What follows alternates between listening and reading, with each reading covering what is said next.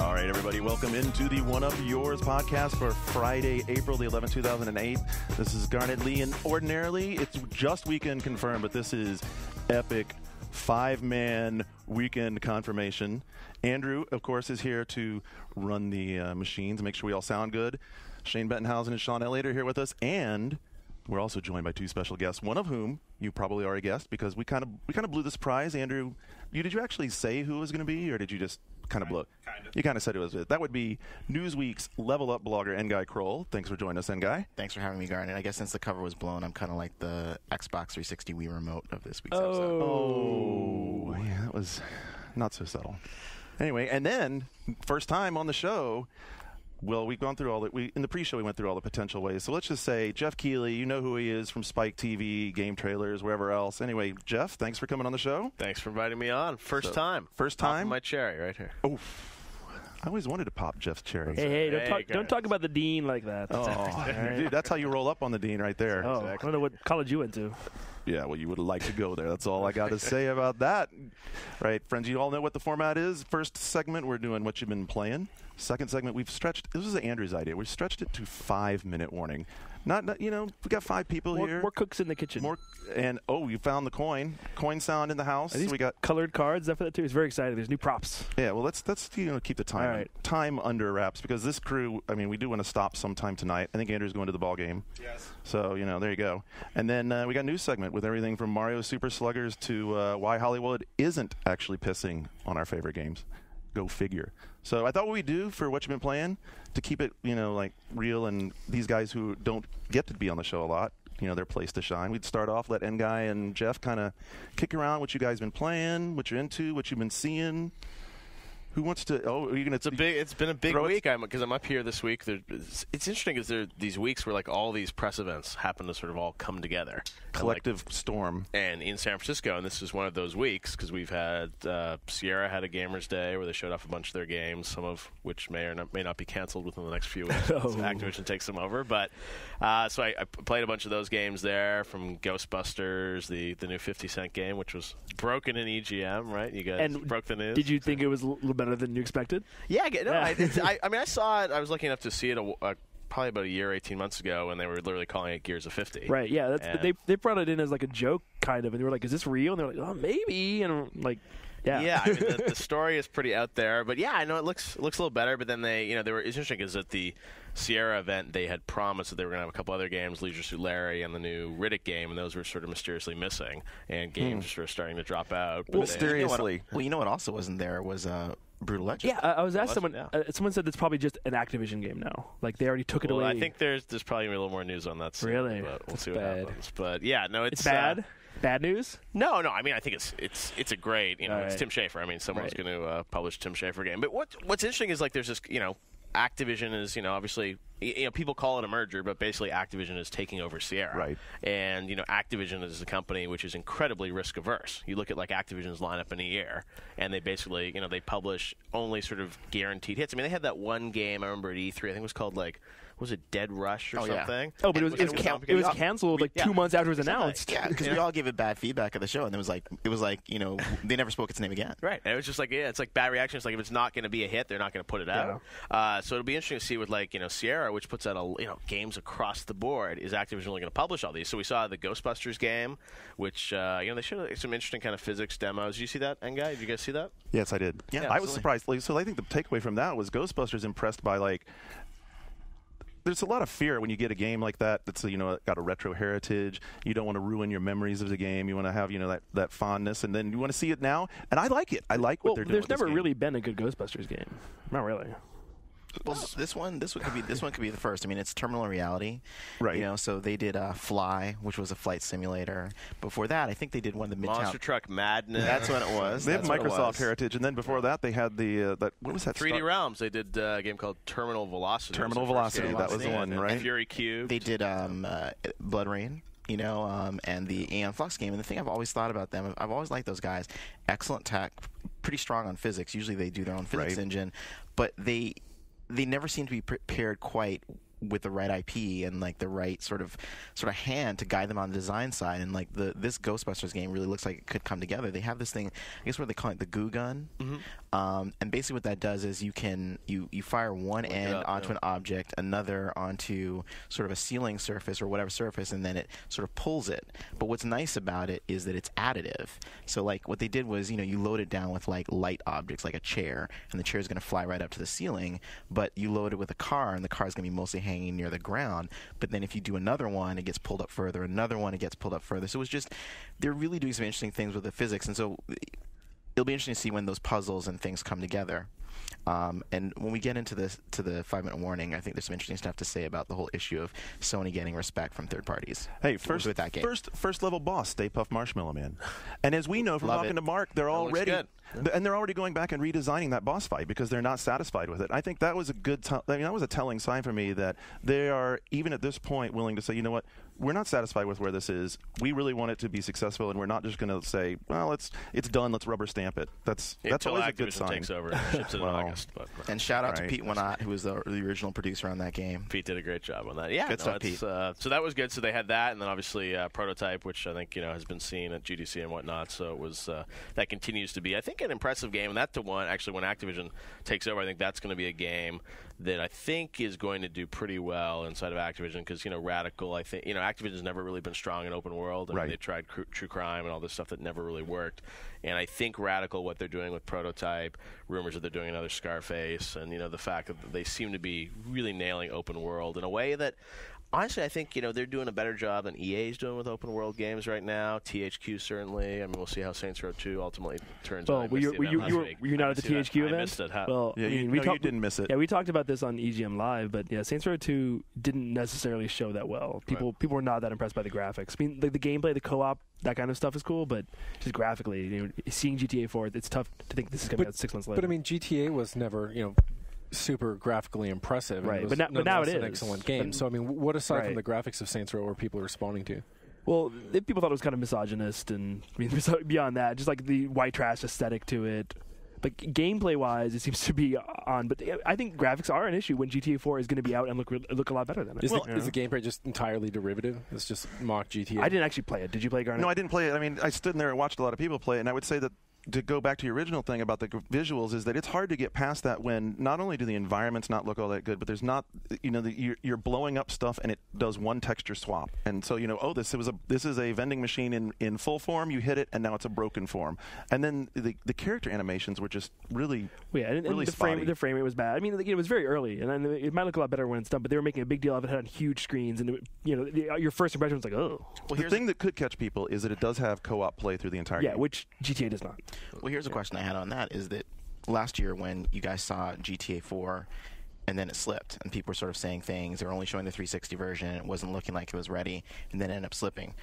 From what you guys saw of Saints Row, does this look like it could slip, or does it look like it could hit it? It'll hit its date. At that event, they announced the release date, August 30th. August 30th, which is also 4 days after Mercenaries 2. That's a big competitor as well. That game's had its own share of problems, but it's going to be competitive. Well, it seems like this year it's interesting. Like more and more games are getting solid release dates. Yeah, earlier. Like EA announced like Dead Space coming for Halloween. Like I think it was like in January. Right. And I mean, you look at sort of the calendar for. People are staking things out. And it'll just be interesting to see. Like that's an experiment. It'll be interesting to see how people actually meet those dates. Right. How people start slipping them because they're something like Saints Row 2. If it's not going to deliver, you look at like THQ's year. It's like if Frontlines I think came out and sort of did okay, but certainly not great. Well, not only not deliver, but even if they're having trouble, let's say they're having trouble in August, if there's enough stuff that's already stacked up and announced in September, right. And then October, November, December is going to be heavy. I mean, I'm thinking in terms of, I know that with Alone in the Dark, they're trying to figure out sort of when to release that. I personally thought it looked pretty good.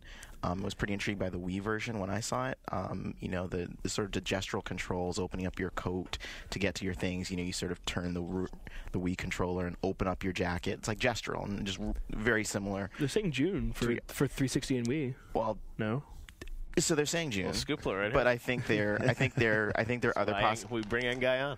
I think they're considering other possibilities, and to me, because they were sounding out journalists, I know they were asking a lot of people, "What did you think? Do you think how do you think it is? How do you think it's going to do?" Because Atari, that's kind of like their big game, and I think what I was sort of thinking in my head is if they can't get it out in the June timeframe, they might actually be best off slipping it until February of 2009.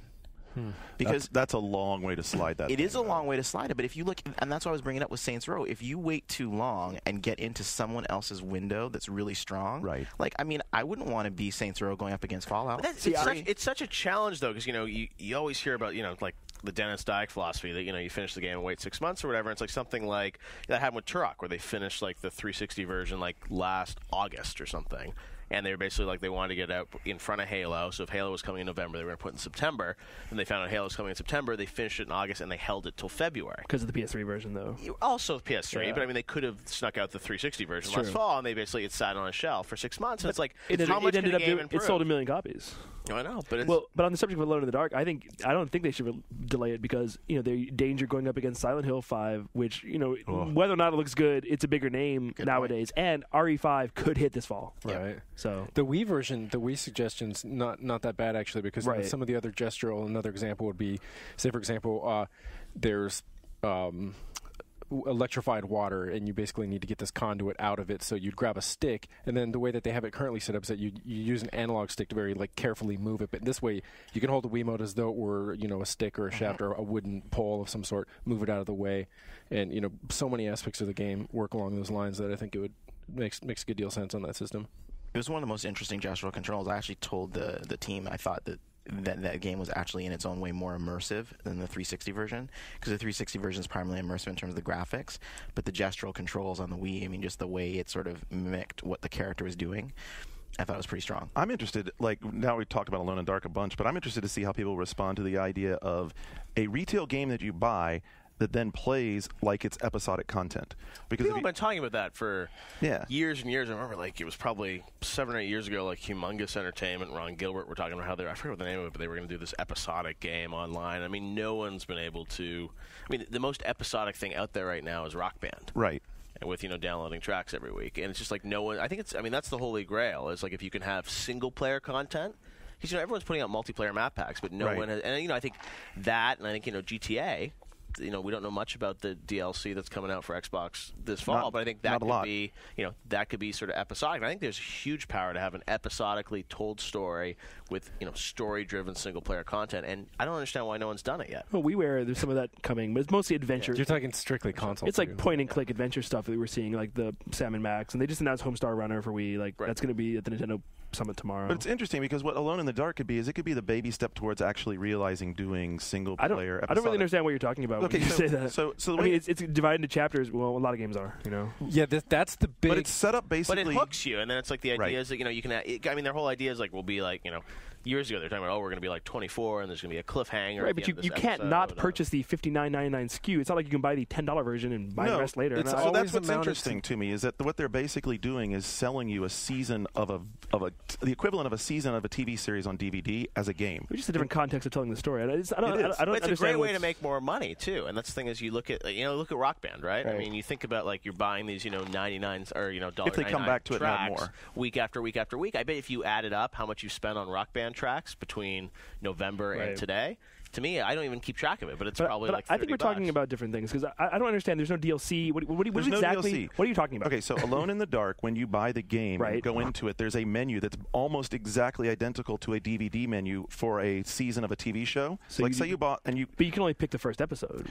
But as you progress through the game, there are multiple chapters that are open to you. You do not have to play them necessarily in sequence. So it's like where is this information from? Is this from the event that they just held? This is just upcoming information that I heard someplace. Because as of when they brought it by 3 months ago, it was very much linear that you go through the chapters in an orderly progress, and it's never been anything more than a way of rebranding the fact that games are naturally divided into levels as they are, and to take that and to apply some spin to it so that it sounds as though it were. I mean, this is what Shane's responding to. It sounds like a map screen. I don't know. I don't understand what's so innovative about dividing it into chapters. I'm not saying even if you can go out of order. So basically, you're saying it's like that Jet Li game that came out a while ago. Yes, it's like what's the name of that? Rise to Honor.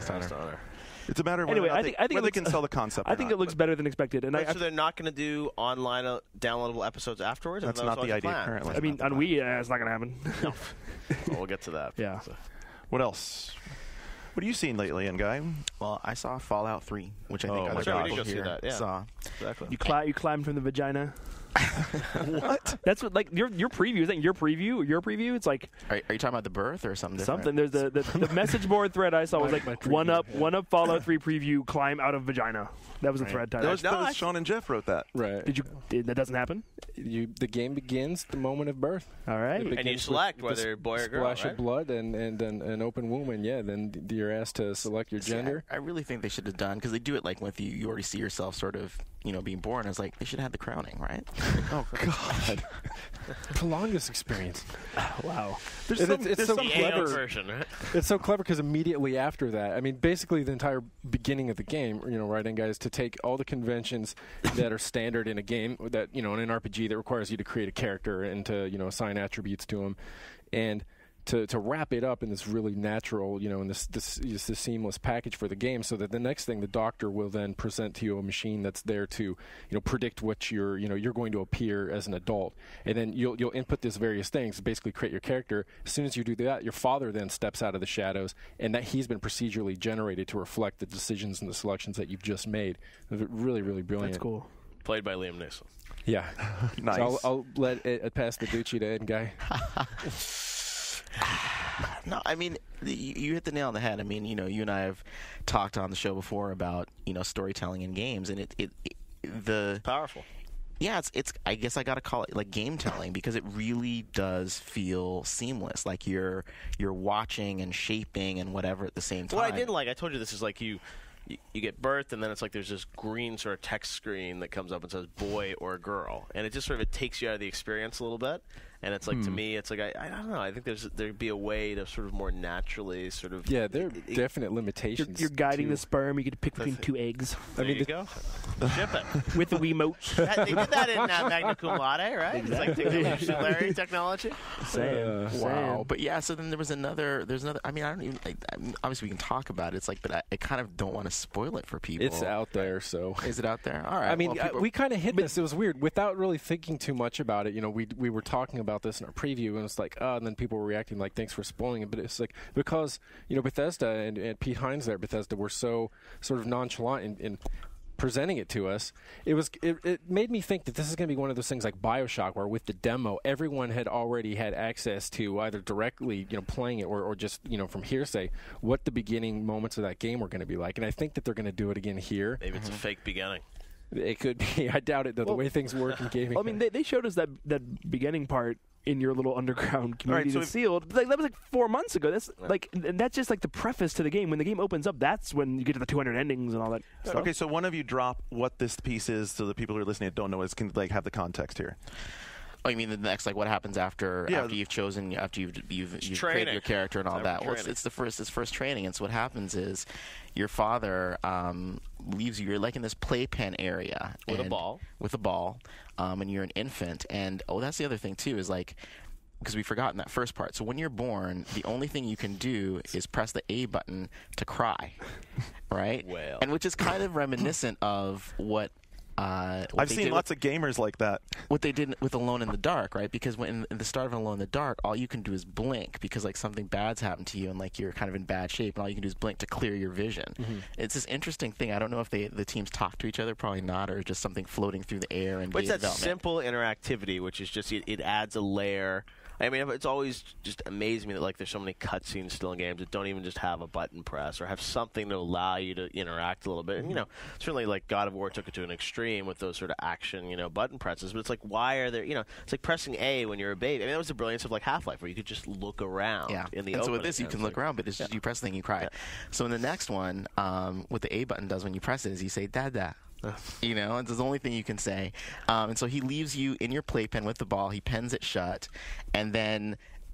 And again, it's like where the game telling comes in, because you're getting your mission sort of instructions, and it sort of tells you climb out of the pen or push the door open or whatever, and so you push it in. And so like now you're running around like you're not supposed to. It's teaching you the walking and climbing. You can climb onto the bed and whatnot, and then your dad comes back As an infant. As an infant, exactly. And then your dad comes back and is basically, oh, look at you, da-da-da, sort of like kind of mock, gruff, but happy, pleased. And then you get, like even before the next thing, you get mission, accomplished notices on the game, which is another way of taking you out. But then there's this even even more bizarre doubling that happens when presumably they throw in Xbox Live achievements, and then you not only get the in-game accomplishment, but then they're throwing an achievement like you got out of your playpen on top of that. Wow. And they were talking about because they're going to they want to, they're at least considering working with Games for Windows Live for the PC version or perhaps Steam, and so that's going to be there on that. But then of course you begin, reading. Exactly. You get the book that says you're special, and it looks like a children's book. They've shown that in previews before and whatnot. But again, just the way that worked, it really looked like a children's book. They've got the rhymes to go along with it. Plasma. Like kind of like learning a plasma, very similar to that 50s sort of feel. And and then the next thing when you age forward, and it shows 5 years later, 10 years later, is a birthday party. And they have a birthday party for you, and that's when you get your Pip-Boy, which is your, I guess, interface to the world. And the design on that, I thought that looked sick. Cool. Yeah, it's like all your option menus and status screens and stuff too, right? Mm-hmm. Yeah. So you're again, it's continually. All this is basically a tutorial, like couched in the context of a human life, and then in addition to learning the Pip-Boy at this birthday parties where you're introduced to the dialogue tree, you start interacting with other people. Kids your age are there; they're adults, and you see some of the various options that you can have, in the dialogue, and then you're already being sort of encouraged to experiment with that range and then being reinforced or punished with the karma points, as they're reflecting, are you a dick? Are you, nice? There's a girl who's getting, picked on. Are you going to help her? And then even cooler, there's like some of the little shitheads at the birthday party are talking about how they want to form a gang. And then later, of course, this gang will appear in the game and will play some role in it. I was disappointed to note, though, that your interactions with them at this point will not influence your affiliation with that gang or something later on. But those are the kind of things where this format of game, it's so much fun to watch these demonstrations because the entire time you're thinking, oh God, can you do this? Can you do this? Can you do this? And so few games leave you asking, what can you or can't you do? You determine this almost immediately, and then that's the end of it. It's just how do you apply what you got. And the other thing I'll say is so getting out, then they take you outside, you see the designs. They showed us dog meat, nice. And sort of like how you get him, and who does it better, Fable or Fallout?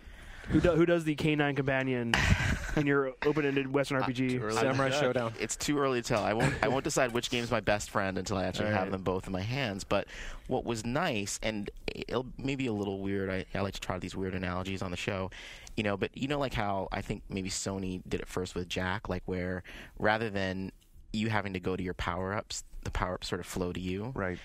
You can use dog meat to sort of retrieve things for you. You can say, go find a weapon, and he'll run around in the environment and go find a weapon and bring it back to you, or go find some food, he'll do that. And so what's nice about that is that it's a nice, again, integrated way of taking some of the scut work off of you and putting it onto this AI character, which is really masterful. But I'll throw back to you for a bit. But the last thing I want to say is in terms of the design of the game, the look of it, I really think that this game is going to be this year's Assassin's Creed in terms of or BioShock even. But even I think it's bigger in terms of I think scope of it, Art Deco versus post-apocalyptic done this way. The game looks. I said to Pete right after the demo, I was like, look, everything this could be this year's Assassin's Creed. How much you guys spending on marketing? He's like, well, I can't say the budget, but a lot. Because just like how Ubisoft threw tons of dollars at Assassin's Creed, I for Bethesda, I really want to play this game. This game, it gets out of that sort of, Dungeons and Dragons, Men in Tights. It's not swords and elves and gremlins. And I just think there's so much more appeal to the combat. For me, someone who never liked Elder Scrolls, and I've tried, I reviewed some of them. The combat is so much better in this game. It's more tactical. It's more action based. But this is based on it. observation. Which you haven't right, played. just based on observation. But the options you have and the mixture of tactics and action, it's much better than Morrowind or Oblivion to me. It's good that there's a huge range of choices in the game. Whether or not now if you want to play from third-person point of view, it's actually unlike Oblivion. It's a viable. It looks good too. It's marketable. It's marketable. If you want to fight, like you're saying, you will spend some of the time playing like you would a first-person shooter. You'd also spend some of the time using what they call the VAT system, and what that does is it freezes the game. It's just really the sound effect for it's great, and I swear it's stolen from a Godzilla, like an old Godzilla film, and it switches into this, and you're basically then. Does it pause or does it slow? It actually pauses. It freezes pauses, the then moment when that you create the action, it's slow. But you can actually point. You just pick different targets. Yes. It's like a tactical RPG, you know. And it's all offensive as opposed to defensive. Yeah. What gets me excited, especially coming from Bethesda and the Oblivion guys about this game, and it's the same thing that I think works really well in Grand Theft Auto 4, is that instead of continuing to drive into this, we're going to make a bigger and bigger world, they said, you know what, actually, we're going to reduce the size of the world, but keep the same amount of content in it so that the density starts to become more compelling. You know, you're not going any amount of distance either, you know, temporally or, you know, in real geography before you get to the next place that something happens. Yeah. And that to me is much more compelling. I mean, I've gone into Oblivion 3 times, and I just don't get very far in it because it doesn't keep me compelled. It doesn't make you want to play it. It doesn't make me want to play No. it. Exactly. My security guard was describing the missions to me, like some of the missions in Oblivion, and the sort of the storytelling he was doing in it. Is this your personal security guard?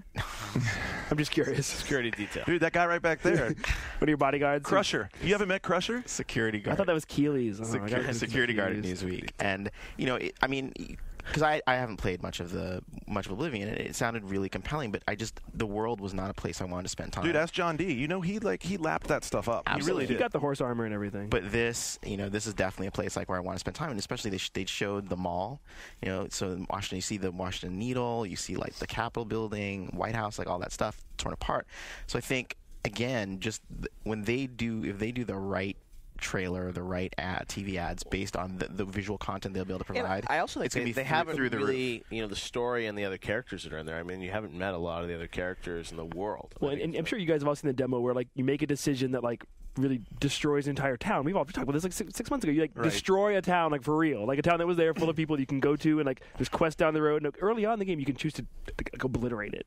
And, like that kind of freedom For like, seeing it really happen. For the aesthetic of the thing, I mean, Americans have proven time and time again that they love to see images of their own country just destroyed. I mean, from movies like ID4, I mean, how many times have you seen Cloverfield? the Washington Mall destroyed? How many times have you seen? Yeah. And then this game has that imagery. Coolly, you could take an elevator to the top of the monument. Inside the rotunda of the Capitol building, there's like a giant super mutant in there.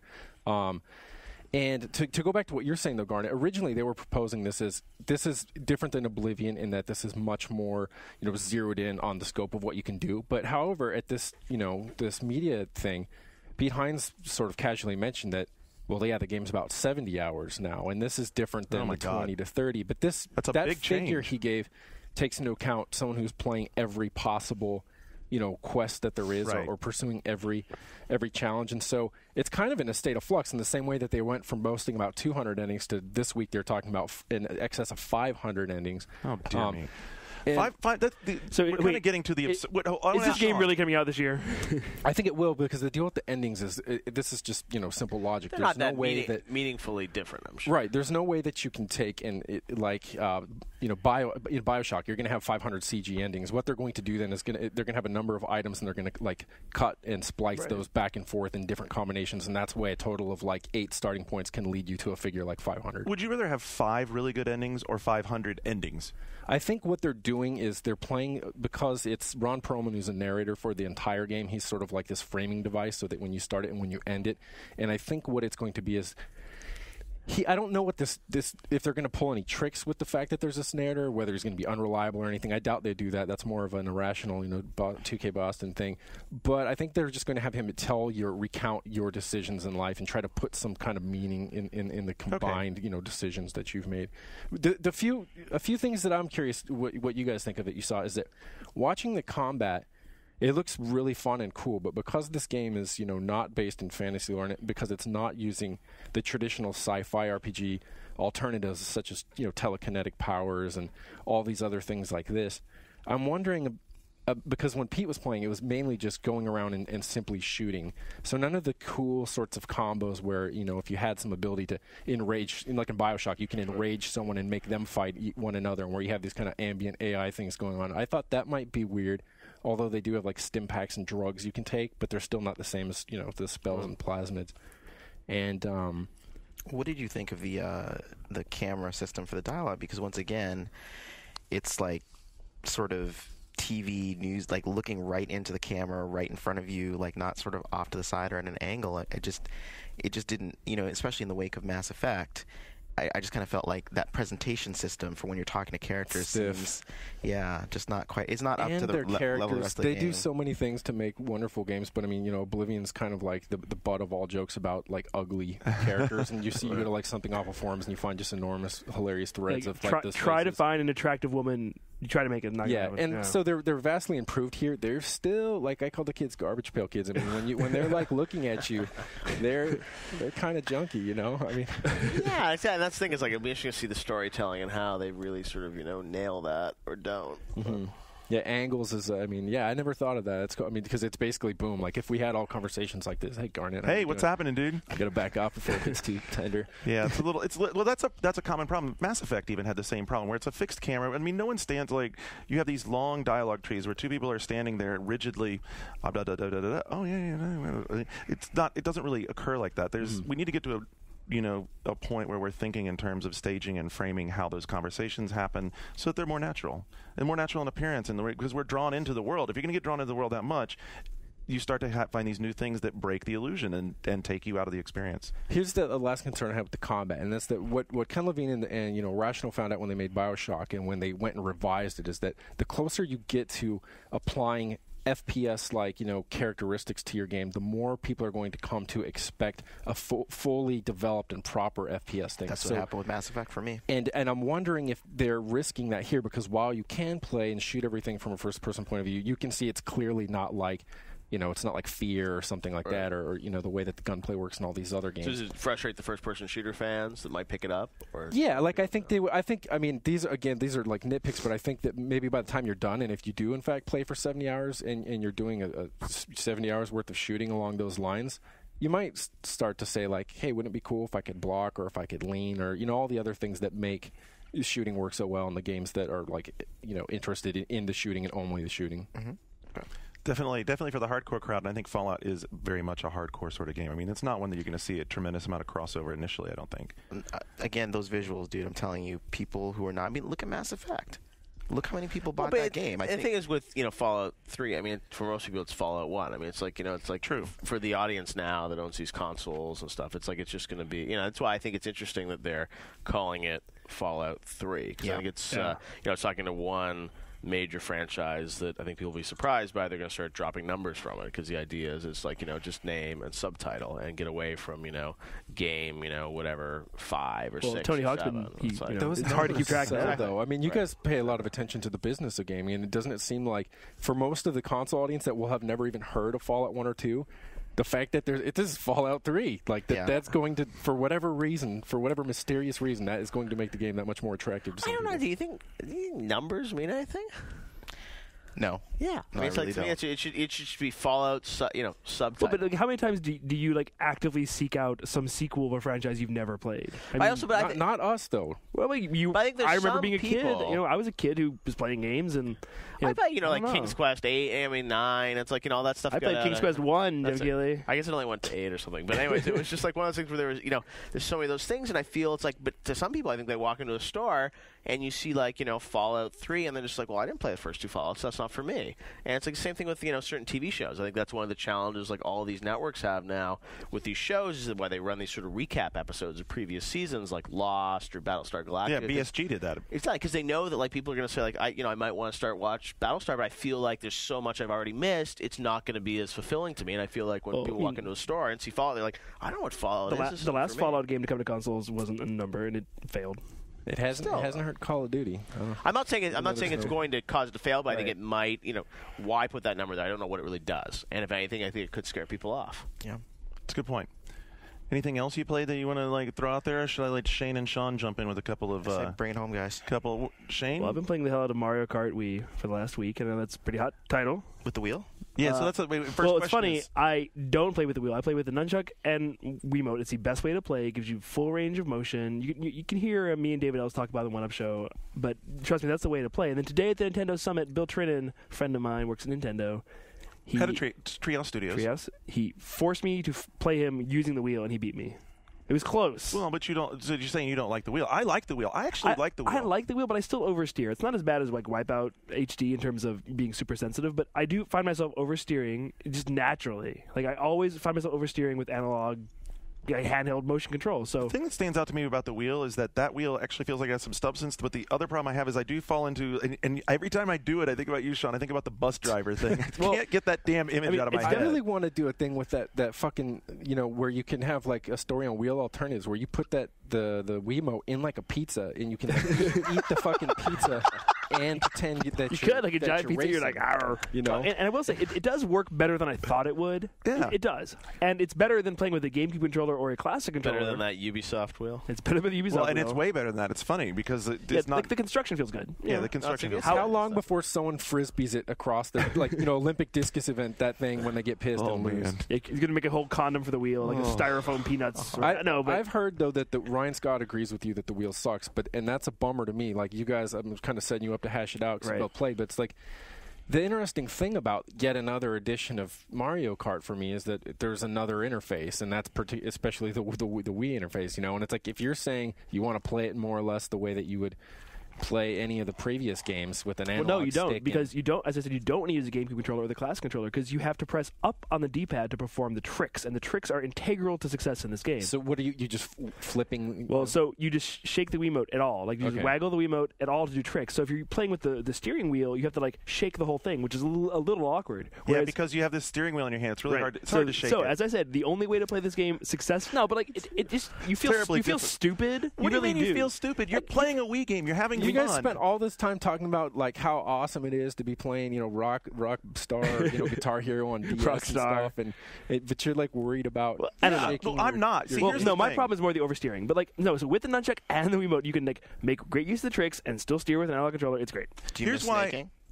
Snaking's gone. I know. Do you miss it? No, I didn't. I thought Mario Kart DS was kind of disappointing, and so I didn't actually get that into it. What I'm increasingly finding that I like about playing Wii games is that when I play Wii games, I just completely let go of any notion of hardcore at all, and I just have a good time. It's the same thing with. So I pick up the wheel and play Mario Kart and have a good time with it. I pick up the controllers like today on Boom Blocks. So I'm not serious about Mario Kart. So I have a good time playing. Well, with the wheel. so I am serious about Mario Kart in that I love Double Dash, and if you're someone who liked all the complex things that added Double Dash, like co-op play, be able to take two different characters on a cart, individual items, like all that's gone. So they took away like a lot of depth, but it's a much more accessible game. It's more wild and over the top, and I think people are really going to like it. But it is kind of a step back in terms of complexity for the franchise. All right, but Boom Blocks, which we played today, EA Spielberg game, I was kind of like didn't really care about it, but then today playing multiplayer, I love the multiplayer. And I didn't care about it until I watched you play it, and then I had to play it some. And it's so. Sean, I think, do you guys feel bad though, because everyone was like shitting on this game on the podcast entirely based on the assumptions that you had because it was Spielberg. Well, and they gave us very little info. So ostensibly kiddie game. Well, Spielberg said when I interviewed him, he said that the whole thing behind the game was he wanted to do something for the Wii. Because we've all seen the picture of him and Miyamoto playing Wii Tennis in the booth. And so after that, he and Neil Young were walking out to the parking structure, and Spielberg was already starting to come up with some concepts that started to become what became Boom Blocks. He wanted to do something that families could play together. He wanted to do something that would involve sort of creation and destruction. For some reason, he was on this theme, and those ideas started to evolve into what became Boom Blocks. I actually like Boom Blocks, as you said, I think it's really compelling when you get into it, but I feel like, first of all, I was talking to Amir Rahimi, one of the producer of it, and he was saying, their marketing campaign's targeted to 6 to 12-year-olds, and it's just sort of like, if that's who they're targeting the game after. I think their philosophy is that the hardcore is going to find out how great it is, but our 6 to 12-year-olds really going to buy that game, and I feel like it's, what works on the Wii is like a carnival games or things that are very easy to understand. When you see Boom Blocks and you see these little character blocks and everything. I just feel it's like it's so inaccessible. I actually agree, and like what I loved so much today that we were playing weren't the parts where you're taking different characters and using like the chicken, chicken to hit the frog. No, we were playing these really fun mini games where you're like knocking things into targets more or less, and like we're playing Jenga with people multiple. Yeah, did you play the pull-out stuff? Yeah, I played that stuff's great. The sense with the rumble and how much it actually felt like you were pulling on stuff. What really surprised me on the once you're supposed to like knock blocks into certain ways, there's a lot of subtle range of motion. It really a lot of Wii games disappoint me with the accuracy of the Wiimote, and I was really impressed by it's more accelerometer stuff, and it really works. Did you get to navigate the menu? on the game at all? Because when they were showing me the demo last year, it was like 4 blocks, and each of the blocks did something, but you could mess with the blocks. Like the blocks in the menu had their own physics, and you could sort of like push them around and pull them around and like all this stuff. So it's very playful, very toy boxy kind of stuff. But I think it might be a hard sell to core gamers because it does look cutesy. It doesn't look like maybe it's worth the $50 or $40 whatever it costs. Like, but I'm definitely one of them. So, but I mean, do you think, is it sent to die? I mean, is that a thing that you think? I don't know. I mean, I'm really, I can't wait to get more. I was like, when do we get our review copies? Because it's coming out May 7th. You know, we're gonna get it soon. And like soon. From what I played today, I want to play more. Did you guys do an online preview? Because I still really want to know what it's like. Like, what are the game modes? Like, what is it like to play it? I mean, I still don't have.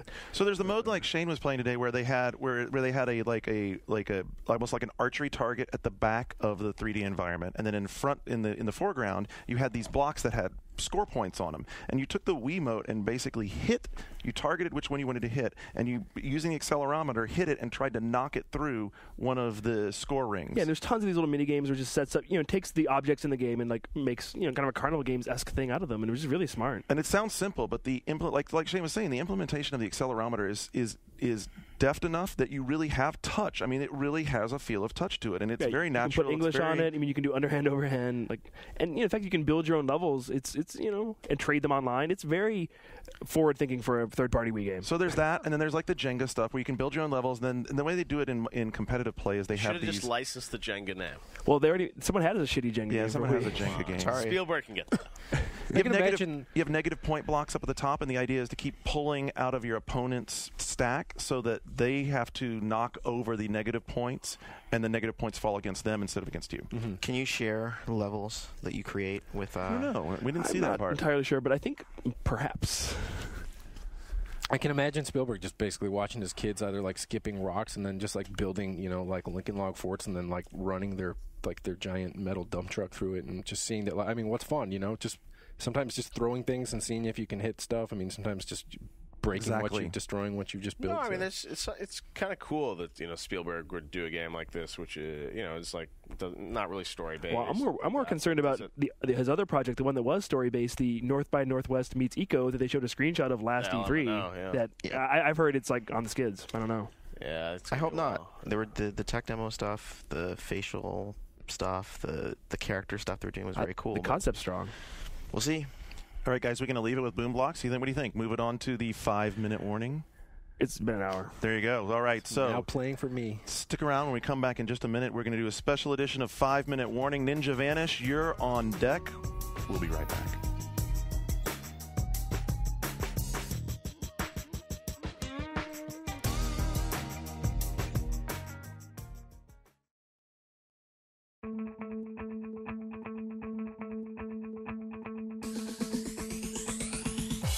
Killer apps, useful utilities, quirky undiscovered websites, brilliant life-changing software. You'll find it on AppScout.com from the editors of PC Magazine.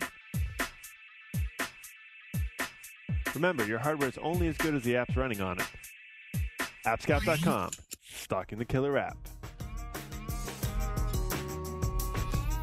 All right, here we go. We caught our breath. We're ready to get back into it. Ninja Vanish, you're up first with your 5-minute warning question. The N Guy wrote an article a while ago on Level Up about how the PS3 has seemingly become an afterthought with third-party developers. And I just checked, N Guy, you recall the article we're talking about. Yes, so you got the context for us. Yes. All right, he says, why is this happening, and how can Sony overcome this trend?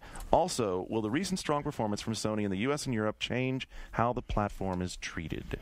So the context for the story, the reason I wrote it was because when Rock Band Harmonix announced the store, they sent out a number of screens, like maybe 3, 4, 5 for the store, and they were all Xbox 360. Yep. And no wonder.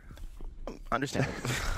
Probably, I'd be like, I'm sure the numbers of like how much DLC they sell on 360 versus PS3. I don't think they've ever released it, but I'm sure it's the vast majority. But here's the strange thing: I would have actually understood more if the store itself had come out on 360 first, right? But it was something as simple. I just said, "Can I get some PS3 screenshots?" Right. And they didn't have them. Like they no, were no, but no 360 screenshots had been made. I think it's their lead platform for everything they do with Rock Band. Well, absolutely. But the point was that something as simple as screenshots, like no one had bothered to pull it. I mean, it was coming out on the system, and it's only you would ask for. Right, and I think. All right. So, how did screenshots lead you to the conclusion that third parties are treating PS3 as an afterthought? Well, that's a big jump. I just used it as a hook to talk about the number of events that I would go to, like a Ubisoft event earlier this year, and none of the games being shown were being shown on PS3. That's Ubisoft. I mean, specifically, most Ubisoft, a publishers. developer that has several Microsoft employees in their development But studios. I look at it now like I look at it for me like when I get preview code of games. Like multi-platform games, I almost never receive the PS3 code unless you have to personally Same here. you have to request the PS3 code, and they just send you 360 by default. Whereas last generation, I would always get PS2 code, and I'd have to request the Xbox code. And that was the whole point. So the reason I was going to say signs of change. So for instance, like this week, when I went to the Fallout demo, it was being shown on Xbox 360, and I asked about the state of the PS3 version, and it said, well, it's creeping up to sort of closing in, but they said once they got the engine up for Oblivion on PS3, because they essentially started development on Fallout like a year before on Xbox 360 and PC. So when they got the PS3 version of Oblivion and that engine up, they loaded the content in, and they said it worked pretty well. So they were pretty confident, and they're basically he said when it comes out you will not be able to tell the difference. He's like, they've done the Coke versus Pepsi test in-house already and said employees can't tell the difference.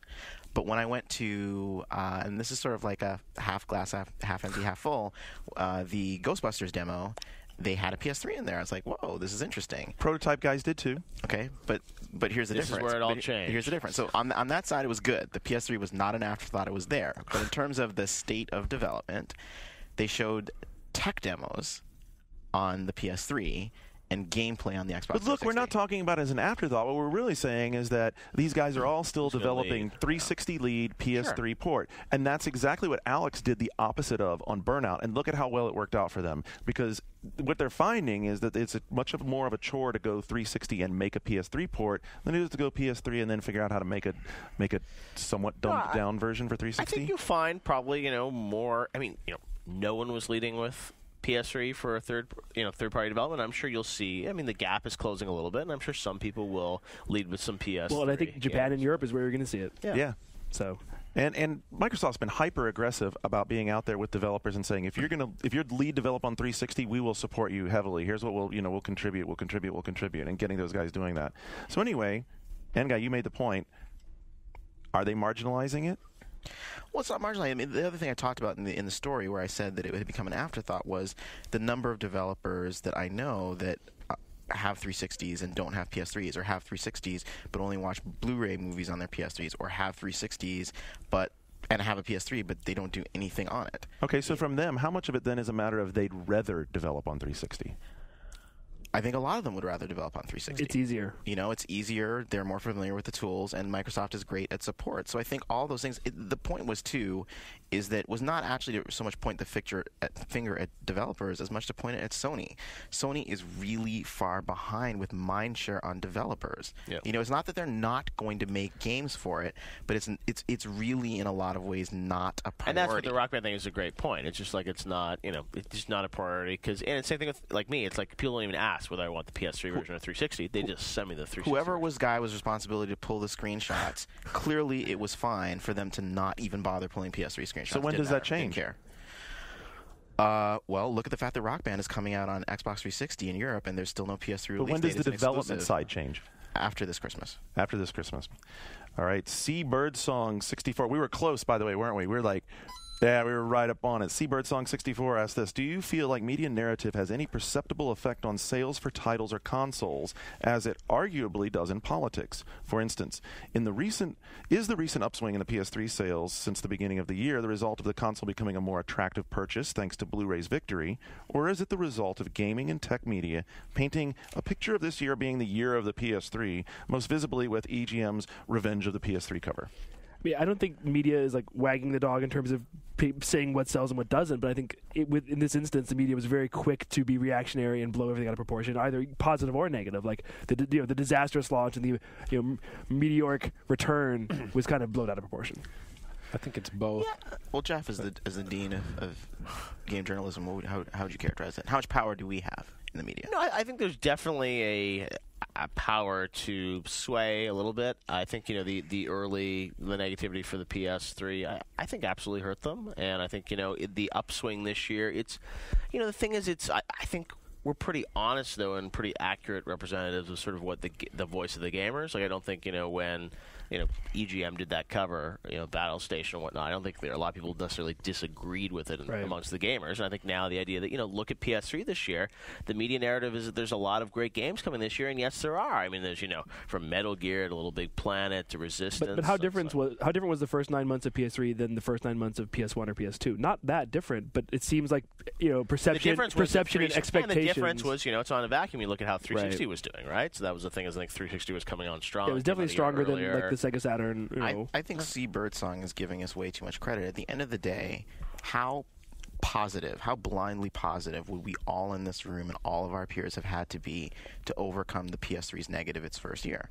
You know what I'm saying? It's like, there's nothing you could do about it. And it's the same thing now in terms of, so my theory was about the Xbox 360 trailing was that they were going to do a new SKU, and that so that's why supply was drying up. But there's a blog called Dubious Quality, a guy named Bill Harris in Austin, and he wrote about it this week based on some stuff that he dug up, and it was pretty persuasive. What he was saying was Microsoft is trying to squeeze its hardware suppliers so much. I believe the name of one was Wistron.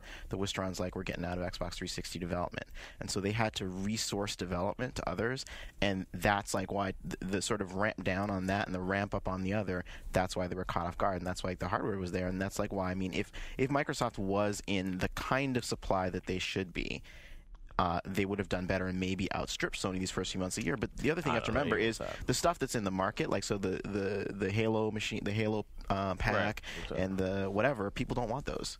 People know which 360 they want. You said both, Sean. What did you mean by both? I think, in a lot of circumstances, I think you have like a pretty complex feedback loop where maybe those of us in the media are responding to, various bits of information that we're receiving. We go and repackage this story, and then while there are some people that have already been acting prior to that, we will, I think that, maybe not necessarily you or I saying something, but then that goes out there. It gets circulated on message boards. More and more people start to sort of like promote this version, this media narrative, and then it goes back, and then it is more successful. And it comes back, and then and you've seen it when it's run away in certain circumstances, such as with the initial first week sales of Crysis.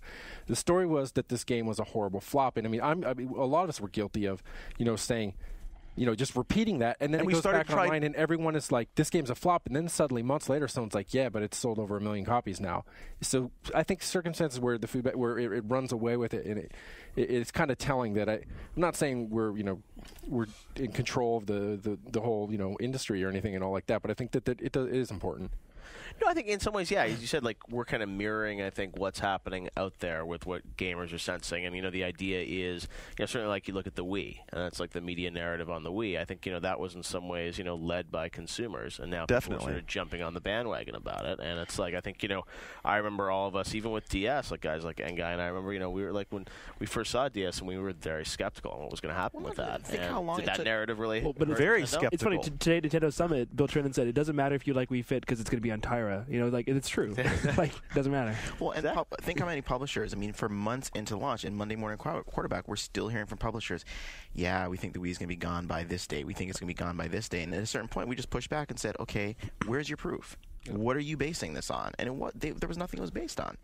Well, and we were all merciless, first of all, with the DS, and second of all, we haven't pulled any punches on the Red Ring of Death stories. We have pursued those like an old dog with a bone. We haven't let go of them, but that really hasn't drugged down the sales of 360s. I'm shocked. So, I think it's kind of But do you think the media was as voracious to tackle that story as they were the PS3? I don't.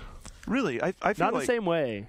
No, Andrew's shaking his head. I think that Microsoft's spin gets covered just as much as the real thing with the Red Ring of Death. Well, when Engai had a panel at GDC, we were talking about the media panel, and I asked a question like the audience of like 300 people. I'm like, how many of you guys had a Red Ring of Death? And I swear to God, it must have been like it was pretty high. 80 to 90%. Almost everyone I know. Yeah.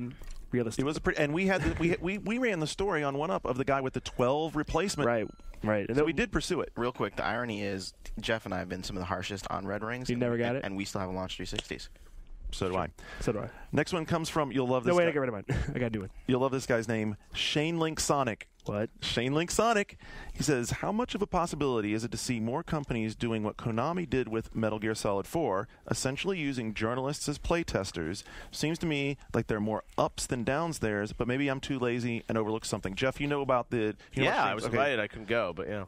So, I mean, he's kind of calling you out, but he's kind of saying he agrees with it. I mean, it was the first event of its kind that I've ever heard of being officially sanctioned for media, and it's still a bit of a gray area.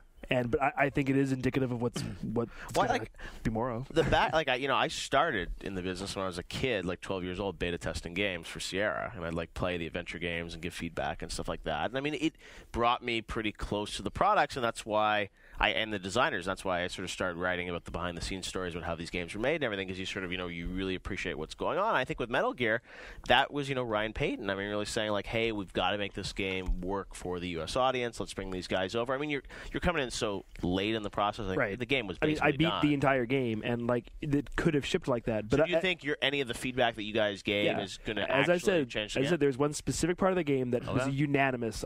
All 16 people were like, this needs to be difficult, rebalanced. The AI needs to be rebalanced, and I can't wait to see what they do with it. At the stage you went, though, I think there is something different that just Jeff was pointing out, and it's as opposed to if you went in like an early alpha state, and I think they're just as interested in getting some sort of test or forecast as to what sorts of critical reaction they just can like mock expect. reviews. That's one of the definitely, things that's not talked true. about is I know I have friends of mine who are not journalists anymore, but used to be journalists, and they'll get hired by Game Publisher X, and they'll pay them a certain amount of money to send an early version of a game, and they'll literally say what is your mock score, and they'll say this game is a 7 out of 10. I think Sean, you did that. I've done that, as a freelancer for for various games, and yes, those were an alpha state, and where the only reason I was even interested in doing it is because at the time, I mean, there was some assurance, that.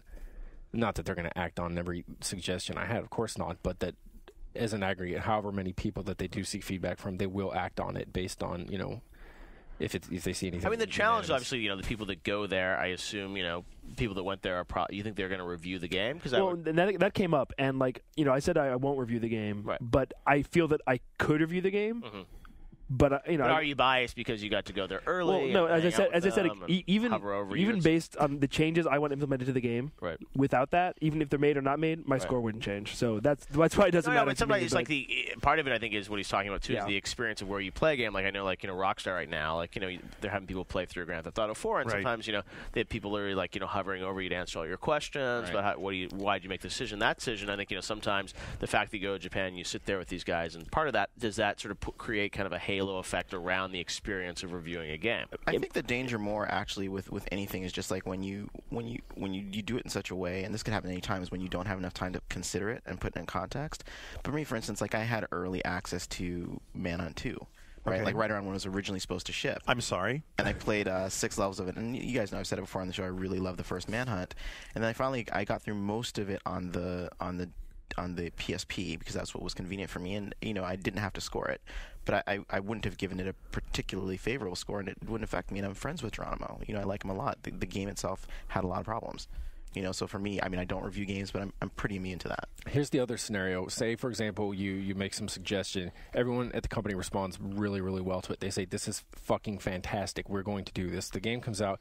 You then review it. At that point, you have a certain degree of pride knowing that you made this really productive suggestion. And at the same time, that everyone there is like, well, you told us to do this, and we did it.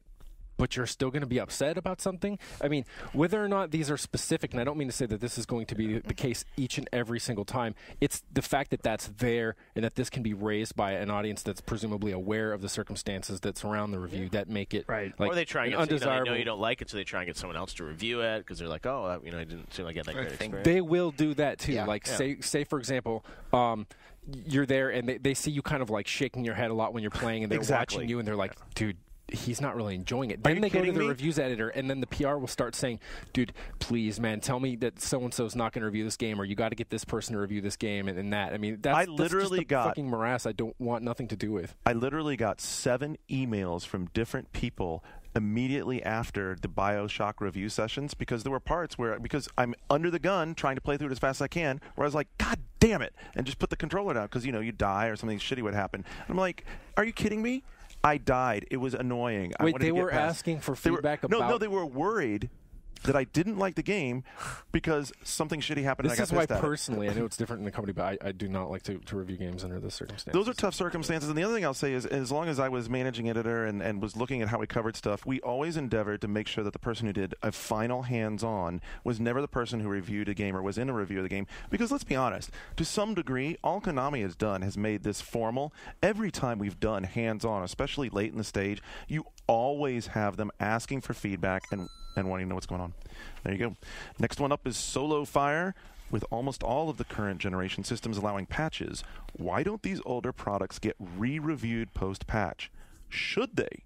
I understand that DLC gets reviewed on its own, for example, Oblivion, but what about the patches that significantly change the game or just make it playable? As an example, if Factor 5 released a patch for Layer, which they're doing, then that allowed for improved, whether analog or not, controls, should the game be re-reviewed?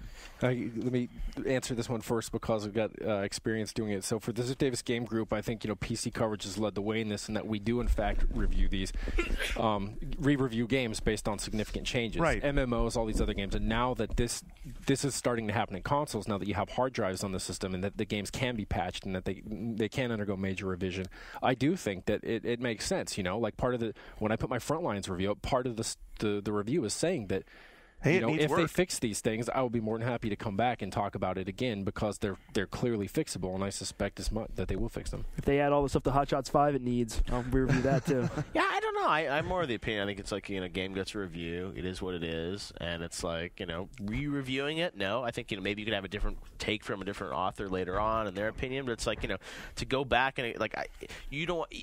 To re-review it suggests that you're going to go through the experience again, and obviously the review, of course, it's only going to be better, not worse. What about an MMO though, where it is like a moving target? Right. Star Wars underwent significant, very, very significant changes where the entire rule set for the game was revised 100%. You're sort of, biased after you've already played it, you give it a score, and then to re-review it. I mean, I guess you could could be say another perspective. reviewer, a re-review from the site's perspective, not so much an individual. Yeah, like a year later, is it any better? Like an MMO? I think in that case it does. But it's not a question work. of is it better. It's just what's the experience. Yeah.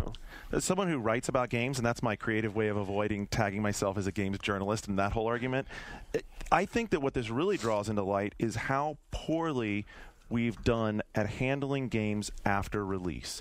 We've been very much motivated by, let's look at a game first look, let's give some previews, let's do some hands-on, and then once the review hits, boom. I mean, honestly, it's like I that think drops. a podcast like this is exactly the place to do this. When Burnout Paradise DLC comes out in 2 weeks, we're going to be talking about it. I know, so one thing that I'm super interested in is as we go forward and keep developing what we're doing, whether it be podcasts or blogs or whatever it might be, continuing to cover these evolutions of games that pick up a community and that things start to happen around and people get excited about, whether they be MMOs or they be games that have DLC or they be games that actually get fixed. It's going to be very interesting to see what happens. Well, and with also Lair. Home, when there are these unique game environments that are going to be updated and the things to do in them, like we've heard about with the Uncharted and Resistance and Warhawk ones, that's going to be a way to keep track of what's happening with the game and meet with other people and talk about it. And they're taking journalists out of the equation more and more. The direct marketing. But And commentary- Here's the question though. So if you've got these communities, I mean, especially here where you guys have a fairly sizable staff, I mean, does it make sense to essentially embed one of your reporters or reviewers in these communities? I mean, is there someone that should be sort of, in Call of Duty 4 and on Xbox 360 and sort of giving is it a weekly report? Is it like a sense of the thing? Is it interviewing celebrities in those communities? How do you? Because that community is so active, and that's the whole thing. Is you got to be genuine about it. You have to, as you say, keep it. You got to keep it real because someone who's just being the embedded reporter, that's not going to work unless they genuinely are interested. They have to have that buy-in. They have to be interested. They have to be there. But to answer their question, to answer the question, as the rest of my thought is, no, you can't re-review it because if you're going to treat a review as a review, you have to review what the person buys. I bet Lair gets re-reviewed by lots of outlets. Hey, But I just don't, the controls. Yeah, I guess it's re-review it. But do you think that's going to dramatically change the score of the game? Controls on that game are so important. I mean, it might actually become. It doesn't might change actually be that the playable. final boss is a frickin' mountain, a mountain with a health bar. Come on.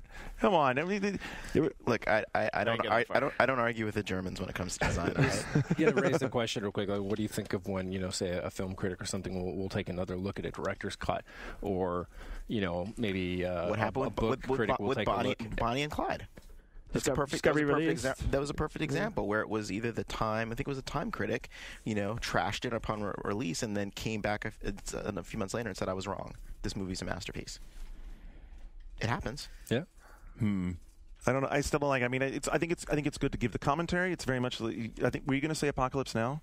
Well, Because that was a big anything one. like that. And I was going to just talk about abridged books and editions and stuff like that. But I think. Are there that ever it's- games where it's like someone like you think it sucks, and then like Lair, you think it sucks, and then 6 months later you're like, no, I just like didn't see the brilliance of the 6 axis. I think that well, not that specifically, but for example, I just reviewed Persona 3 Fez, which is I'm re-reviewing a game. It has new content, but it is still. There are also games with steep learning curves. Like if Company Heroes, if I had written a review based on 3 weeks of play, it would have been radically different than the way I look at the game now.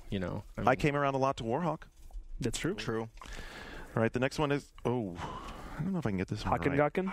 Hakengaken. Platformers and fighting games used to be ubiquitous, but now both are essentially dormant. I think I disagree with that point, but we're going to keep going. Music games came out of nowhere to become some of the most popular titles on the market. Which genre is next for dormancy? Which genre deserves it? Same question for emerging game categories. I think dormant is kind of the wrong way to describe it. I think that platformers and fighting games used to be the showcase software for consoles. So the AAA game. I mean, essentially where Halo sits. Well, if you talk about Xbox. if you talk about the Wii, you have a lot of platformers, and if you count Smash Bros. As a fighter, you have a multi-million selling fighter. I think he's talking about the Xbox 360, where there are no platforms. But I also think things are they're blending together, and there's so much genre blending now, and it's like a platformer. It's like you could people are Prototype could be a platformer. Yeah, sure, exactly. You could call Prototype. Well, I mean, you can call a lot of things platforms, but I think he's talking about mascot platformers, and he's right. Like because of the audience, because of the shift. It might not be that it's dormant; it's just that the genre has evolved. It's like the people still. No, I think he's specifically talking about like the marketplace that is like the Xbox 360, PC, and PS3 marketplace, and those people want different games than Do you think people from 15 years ago. Today? Yeah, look at Mario Galaxy sells millions of copies. That's a damn good point. But Yeah. how many studios are there out there that could craft a game of the caliber of Mario? Well, I mean, We know 3. yeah, obviously there are other ones out there. Naughty Dog, Sucker Punch, Insomniac. It's not impossible. But Sucker Punch isn't going that direction. They're going open world and. Well, they have another game, and in terms of fighting games, we're just about ready for the renaissance. Like Soul Calibur, Street Fighter 4, it's just about to happen. So fighting games haven't gone anywhere. Platformers have outside of Nintendo. I do think fighting games need something of a conceptual rethink to get the mass audience back in. Okay.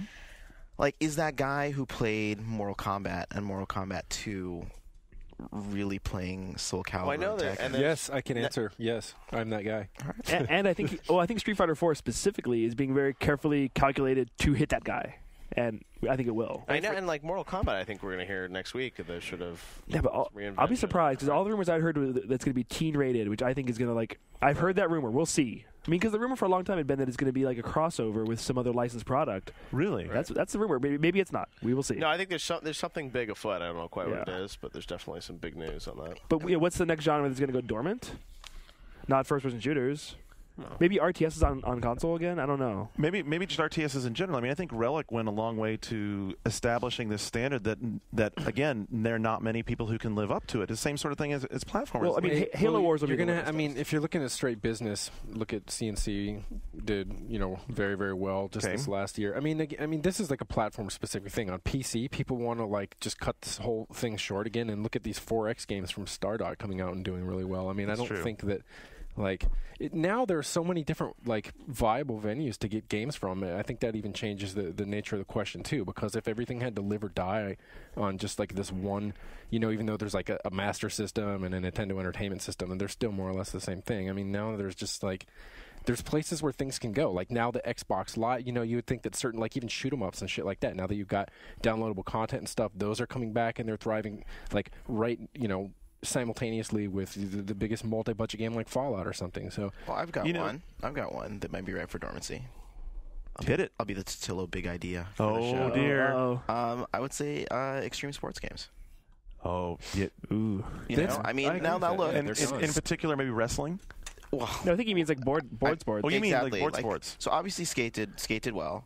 Tony Hawk re-energized it. Tony Hawk didn't, but again, to pimp Prototype for a second, if you look at, you saw the thing like where you can sort of like get on a guy for a bit and like The body surf. kind of body surf, Leave and a stuff bloody like that. smear on the ground. Exactly. That was cool, but So gross. as those mechanics make their way into, I mean, if you think about like one of the areas that's kind of improving in interesting ways in games is locomotion. Right. So like Hulk. The Hulk games have had really good locomotion. That was one of the best things about Assassin's Creed. You know, games like Prototype, Spider-Man, and things like that. Sure. As those open world games get superheroized and that kind of stuff in, what do you need Tony Hawk for? Comeback genre, Wing Commander. There's not been Simulations have been something like that, but it's something you can pick up and play. Grab a controller, very cinematic, fantastic visuals. I mean, absolutely, there's like knock your socks off visuals. Something maybe doesn't have to be Battlestar Galactica, but draws on that whole sort of vibe. I think that's wide All open those for someone to Sims pick. are Sims have few and been- far Tax- between. They've been on the margins for quite some time. I mean, they continue to exist thanks largely to Eastern Europe and stuff. But yeah, I think they probably went out before the fighting games. Porn text adventures. Porn text. That's gonna be my thing where I'm gonna try and punk the Xbox community games thing. I'm gonna spend. Can I just have $99? Can I have the coin now? You're, Thanks. We needed that one. Not Alk, just Rock says, would you agree that the games with the most stimulating content tend to be more demanding, while the most accessible games tend to be the most shallow? And if so, does this contribute to the denigration of games, since mainstream consumers and general media gatekeepers tend to not possess the tools to evaluate the cream of the gaming crop? Are games like Portal the answer to generalized acceptance of video gaming? That's a very... I think it's a very we need to better define stimulating and shallow. okay. I mean, like Tetris, is it shallow? Not really. Yet anybody can play it. And even it's the great. demanding thing, I mean, he's generalizing and you understand why, but there are games that might be like extraordinarily demanding and they aren't very stimulating at all. They're just like needlessly convoluted. And then there are other games that are like have a very, very simplistic rule set, but that are massively complex when it comes to the application of this those moves. question seems to suppose like, how come people like Peggle but don't like Oblivion? I mean, Yeah. And it's different audiences. There's this guy that has his blog, Insult Sword Fighting, and he did this series, this 11-part series called A New Taxonomy of Gamers. And I definitely urge everyone to Google it, read it. TAXM. I think we'll have it in the show notes. We got it in the great. show notes. Anyway, because I'm a little too drunk, I was going to spell it wrong. But anyway, he sort of talks about really different categories for a way to categorize people. And I think that's what I think this guy is missing, is he's looking at it from a very like sort of hardcore gaming perspective. I mean, I think about Rock Band. I mean, is Rock Band deep or is it shallow? You know what I'm saying? It's like, I mean, and we've all witnessed non-gamers get lured into it and love it. exactly. Yet but- at the same time, it's like, I think like Portal, you can appreciate it on so many different levels, and it's like there's so many different ways to look at Portal, and it's like you said, like it definitely is a game that takes some learning, but it's like I think the gamers get what they're doing with storytelling, and you can sort of understand it and describe it. Yeah. A lot of people just like the experience of it and don't really understand what's really going on behind the scenes and how hard it was to pull off. And it's still, it could be seen as a shallow game to some people, but it's a deep game. I mean, Ninja Gaiden, there's like a hard game, right? I mean, is Ninja Gaiden harder than Guitar Hero on Expert? Is it differently hard? Same kind of hard? Even at its lowest setting. Is Rock Band on easy not stimulating, but Rock Band on Expert is? I mean, that's the whole thing. I think I would urge Not Alk to reformulate his question in the light of what we're saying here and come back with something that really gets at what he's trying to get even at. specific examples, because like say for example, if instead of like that he used like Civ 4, and then you're like, well, I mean, it is demanding in that it takes like quite some time to completely understand how this game functions, and at the same time it's very stimulating in that the more you understand how this game functions, the more you're able to squeeze out of it. But I mean, the question's, it's a bitch because there's so many types of games, and it's just really hard. And also, like the media gatekeepers. I think in some ways, like the media gatekeepers are the people who are, who are the biggest champions of Portal. Mm-hmm. Yeah, and I think it's like that what I get from the question is he just wants to ask us if we see like a race to the bottom with gaming. But I think so. I think that's exactly where he was going. I like it's that. Like games have always been, they've always had to be for a big audience, and you look back and it's not like, I mean, shitty games have always. I mean, and if anything, a game like Mario or Zelda, those are games that appear simple but are actually quite deep and amazingly deep, well thought out gameplay, and trick people into playing like an RPG that they wouldn't have played. And part of this also comes from, again, like what is stimulating. I think that not Alk is probably thinking of stimulating in terms of what the hardcore gaming audience finds stimulating, which would be like the depth of content in like a BioShock, or really knowing how to play the intricate moves in Ninja Gaiden. Whereas, like N-Guy was saying, you could pick up Rock Band, play the hell out of it, have a great time with it, and it's super stimulating. You're having a blast with it. I've turned 2 people onto it in the last couple of months, and when you see them failing out on the first couple of songs, and then you get into it and love it, but like when they're playing on easy and they're struggling 10 songs in, was that stimulating or was that a cakewalk? All right, Doug T. Graham's bringing it home for us. This one, Shane, you and I have answered it before, so if we want to do something new, maybe we'll do something new, but we'll let these other guys get in here. Says, I can't take credit for thinking of this question, and indeed, if Garnet and Shane are both present this week, then 2/5 or 2/6 of the cast has previously answered this question, but I remember liking the responses to it by Garnet, Shane, Luke, and John way back in 2006. If you did not have your job working, well, he says at 1UP, but wherever you might work, what other lines of work could you see yourself being a part of? Let's let N-Guy start there. He's looking deep. He's looking deep. You're diving. Yeah. Wow. You're diving into the memory. No, it's a really interesting question. I was sort of thinking about how to answer it. Honestly, what I like to do for a year is I'd want to shadow Riccatello. Really? Yeah. So you'd still be gaming, though. I mean, let's jump even further afield. Let's break the boundaries here, man. What if games never existed? No, but he wants to write a great one-act play. He does. You do, don't you? You want to write a great one-act play. I mean, think really further afield. No, I mean, it's like obviously I studied filmmaking in college. So I'm saying it's like might try my hand at directing a movie or get back to directing plays. I mean, I do have some ideas for sort of like YouTube shorts and things like that I'd like to do. But if we're thinking something that'd be sort of more germane to the audience, I think so what Newsweek does is, I'm pretty sure Time does as well, we every time there's a presidential election, we publish a book that comes out early the next year. And so we have reporters that are assigned to the candidates, and they get very deep access, deeper than people were writing for the magazine, on the premise. Deeper than a Navy They'll SEAL. hold it all until after. Exactly, on the premise they'll hold it all after the election. And that's what I would like to do, is like, a year with JR. You know what I'm saying? Imagine being with hanging with Sam Hauser through all this stuff with now that I would do, that would be amazing. Finishing everything, exactly. All the EA stuff. And just get deeper. I mean, I'm fortunate in that the name on the front of the jersey says Newsweek, so I get pretty good access because of it. But just get even deeper, get even more of a sense of how these decisions get made that affect the games people play. Deeper, longer, more meaningful. Harder, better, faster, stronger. All right. Sean. Oh, shit. Well, I'm pretty envious of N-Guy's position. I mean, like being, squarely on the enthusiast side, it'd certainly be nice to not have that stigma of, like illegitimacy attached to what I do for a living. And then, furthermore, you clearly are living much less fear of PR and of, blacklisting and, reprisals and all these things. That's pretty attractive to me. Outside of that, I've always been interested. I can imagine myself, like freelancing and doing stories outside of gaming. I would, in the same way you're saying you'd like to follow, Riccatello around for a year. I can imagine myself following just about anyone around for a year and finding, some interesting story in that.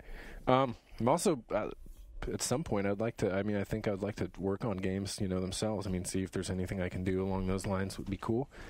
And on the short side of things, I've got some experience teaching. I can always imagine doing that, and I started writing a comic book because really? I've had it sitting around for a while, and someone hit me up who listens to our podcast, who's actually, I won't name his name, but he's a major comic illustrator, and he wanted to talk to me, and we got to talking, so I gave him some sample pages. Dude, I think you would be really good at that. I would read that. We'll see. You have no nothing to judge it by, but wait, Sean. Is it Rob Liefeld? You could just tell It's me. Rob Liefeld. Awesome. Oh, It man, is. that's I told awesome. him that I want a comic, and the premise is no one can have feet. That's It just has giant foot clouds. legs. Yeah, like the little. I just want smoke on the ground all the time, so you never have to see it. No, that was what he told me. He's like, oh, hey man, I'm just trying to find any writer, and I heard that you don't like looking at feet, so That's cool. I can't draw them. All right, we gotta get Jeff in here. Yeah, well, now, Jeff, it's yours. It's all yours, baby. Well, I'm one of those guys that you mentioned, like, wanting to work on games. Like, I have no interest in ever working on developing a video game, and it's just like I don't know why. Yes. But it's just sort of Another one. Wait, Jeff, you don't even just want to go into like sort of product review and just like do thumbs up, thumbs down, and then walk out. No. You don't even want to do that. Like, You have a big solution? who was that masked man? No, it's like I guess I've been close enough to developers for long enough, and when I used to be close to the developers and beta test stuff, I just for some reason it just doesn't interest me. I really love sort of covering the business, and to me it's like Best spot in the now- world.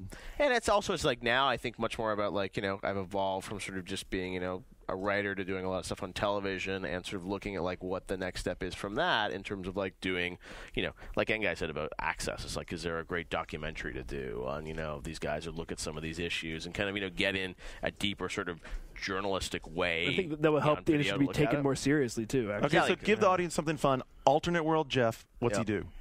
I'm a magician. Whoa. Wow. I was gonna an say amateur magician. I was gonna say American Idol, Oh. but it's one of the hosts. Not Right, Duncan, Shane, hopefully. we're getting close. You know what you said last time? Alternate world, Shane. Well, I have a new thing. I think when I retire, I want to actually open a restaurant. That's my new goal. Oh, that you just took mine, you I wanted to bastard. be a chef when I was a kid, and yeah. What kind of food, Shane? I'm not even sure. I have a lot of crazy fusion shit, probably. American Grill. What are you gonna fuse? though? It'd be molecular gastronomy. I have an immersion circulator. I do. We're gaming and eating. Top come Chef together. or Hell's Kitchen? Top Chef all the way. Top Shelf all the way, absolutely. Yeah, it's way better. All All right, right. folks. There we go. That's it. 5-minute warning is set. And if you stick around just a moment, we'll be right back with news and these guys sniping on the news and, us throwing a target out there for them. Stick around. We'll be right back.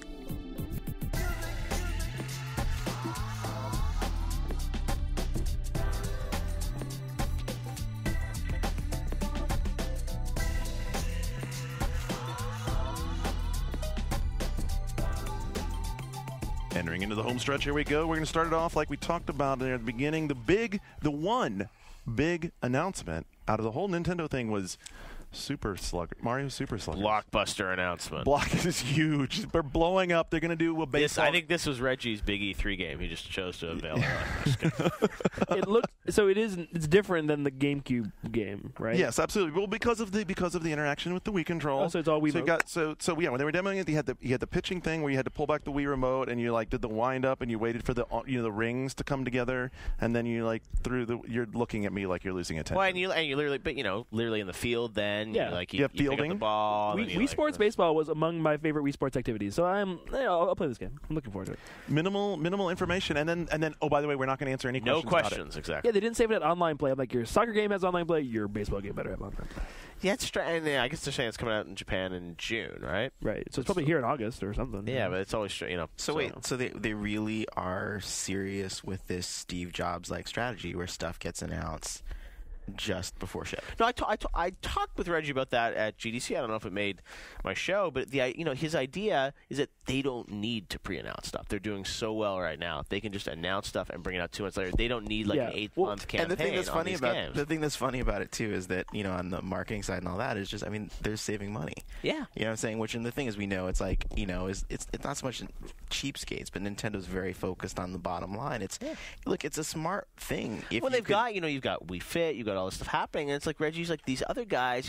They got to hype Gears of War 2, Resistance. These guys got to pump these things. And I said to him, I'm like, is it possible? So that's why he was saying that's what got in our whole discussion on my GDC episode where he said we're going to announce a massive game at E3 that's going to come out this holiday season. And I'm like, why don't you guys announce that now? It's like we don't need to. We'll wait till July and that thing will ship in October, November. Yeah. Nintendo can That's all they afford to need. be the most conservative company, and they are. You were at that same lunch with Reggie at GDC, and he was like, "We haven't even announced a different color of controller yet." Yeah, exactly. I think in general, from E3 to holiday is a pretty big window. And if you look at the success of Call of Duty for. It's showing people that you risk when you stretch this out too long, you hit this point where people stop caring, and then all that advanced, pimping backfires, because it's like even now I was thinking today, I was like, where's Brothers in Arms Hell's Highway? It's like, wasn't that supposed to be out last holiday, and then you keep going and going. And Huxley, and then it's like you're fatigued. I don't want to hear anything about it. You look at Call of Duty 4.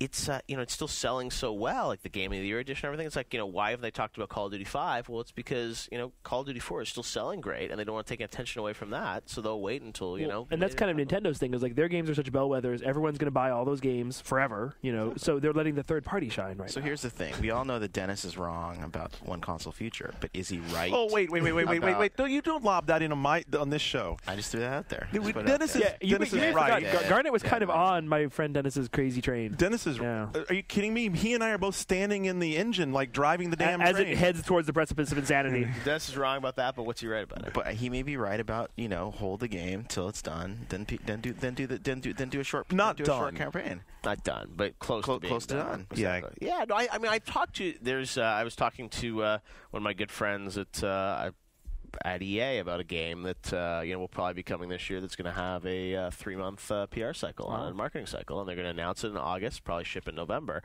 And I think the reason people are just trying to experiment with doing different things. And to be honest, do you need a 12-month PR cycle for Super Mario Sluggers? No. You don't. I think it's especially important for graphic powerhouse games, because the other thing, the longer we're looking at the graphics of these games, it's like when Quake Wars was first announced, like, oh my god, the first time I saw it, it's like, this looks so good. And then when it came out, it didn't look bad, but it definitely, all that was gone, I mean, so. But here's the thing, in that situation then, did 1UP kill the EGM star?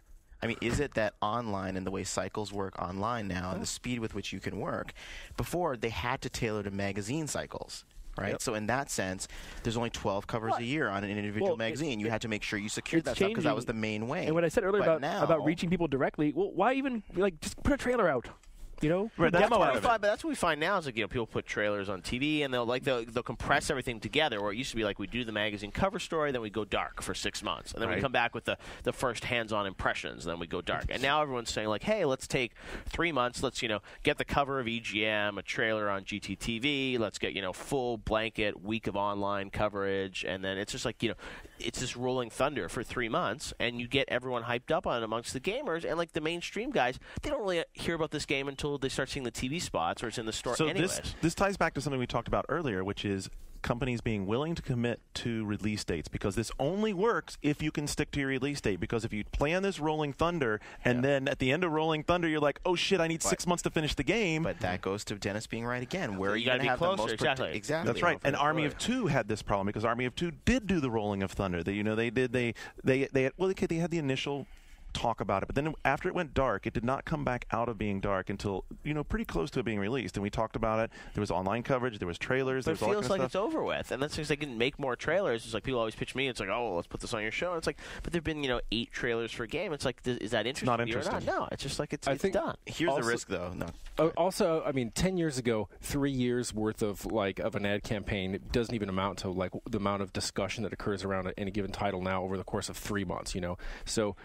I mean, I think that the whole thing with fatigue and playing things out, now that you have this event and there's just in North America alone, there's 20 different people writing about it, and then there's message boards and everyone's talking about it and stuff. It's not just the kids in the playground, and then the video story comes up and the print story comes up, and it's just after a while, it's get this fucking thing out of my face. I've been hearing about this far too much, and I think that part of that's just the change in the format and the and the other advantage is the game's going to look better. I mean, we're talking about Dennis and look what happened with Too Human and all these games. It's now when you get 3-4 months away from a game, you get something that is much closer to what it's going to look like at release. Yes. I will say the one danger is that so they can do all the focus grouping in the world and all that stuff. At the end of the day, the people in this room and other people like us, but also forums and message boards shape the perception of the game, particularly for the core.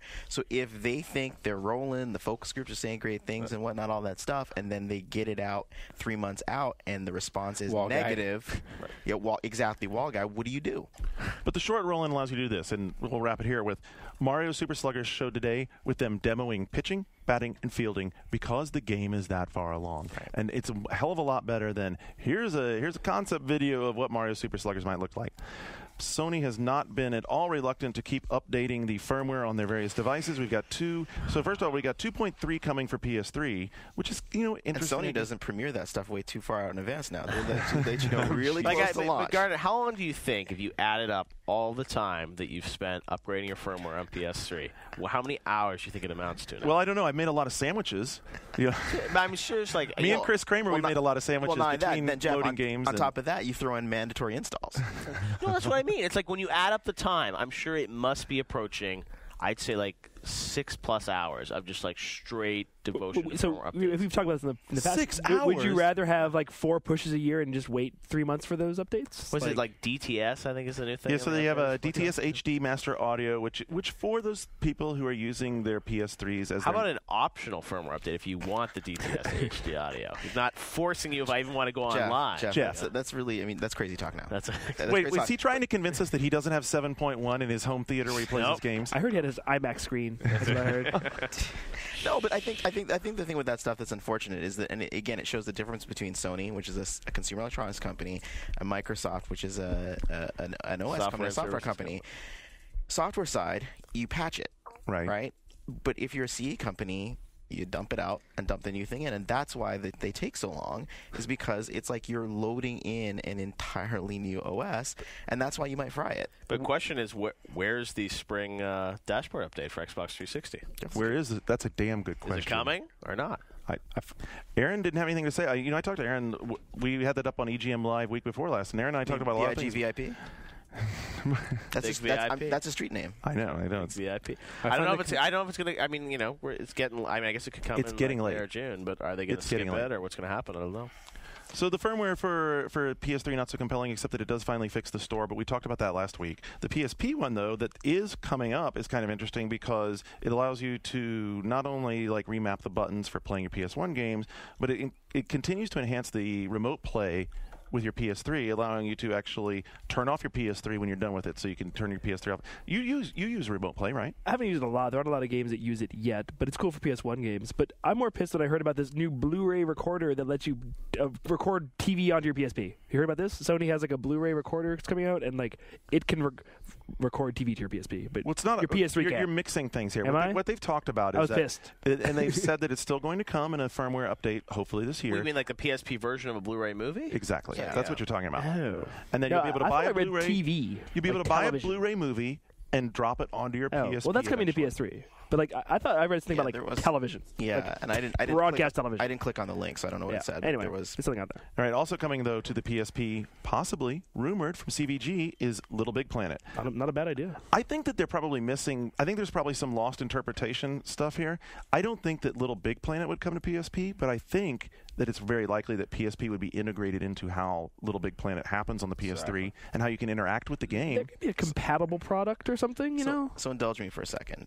This is something I've written about because I'm kind of obsessed with LBP on my blog. Me too. Not on my blog, but I love it. At E3 last year, I asked because they at GDC last year after they showed the game last year, people loved it, and then they did a presentation. Comes the prototype, and they showed.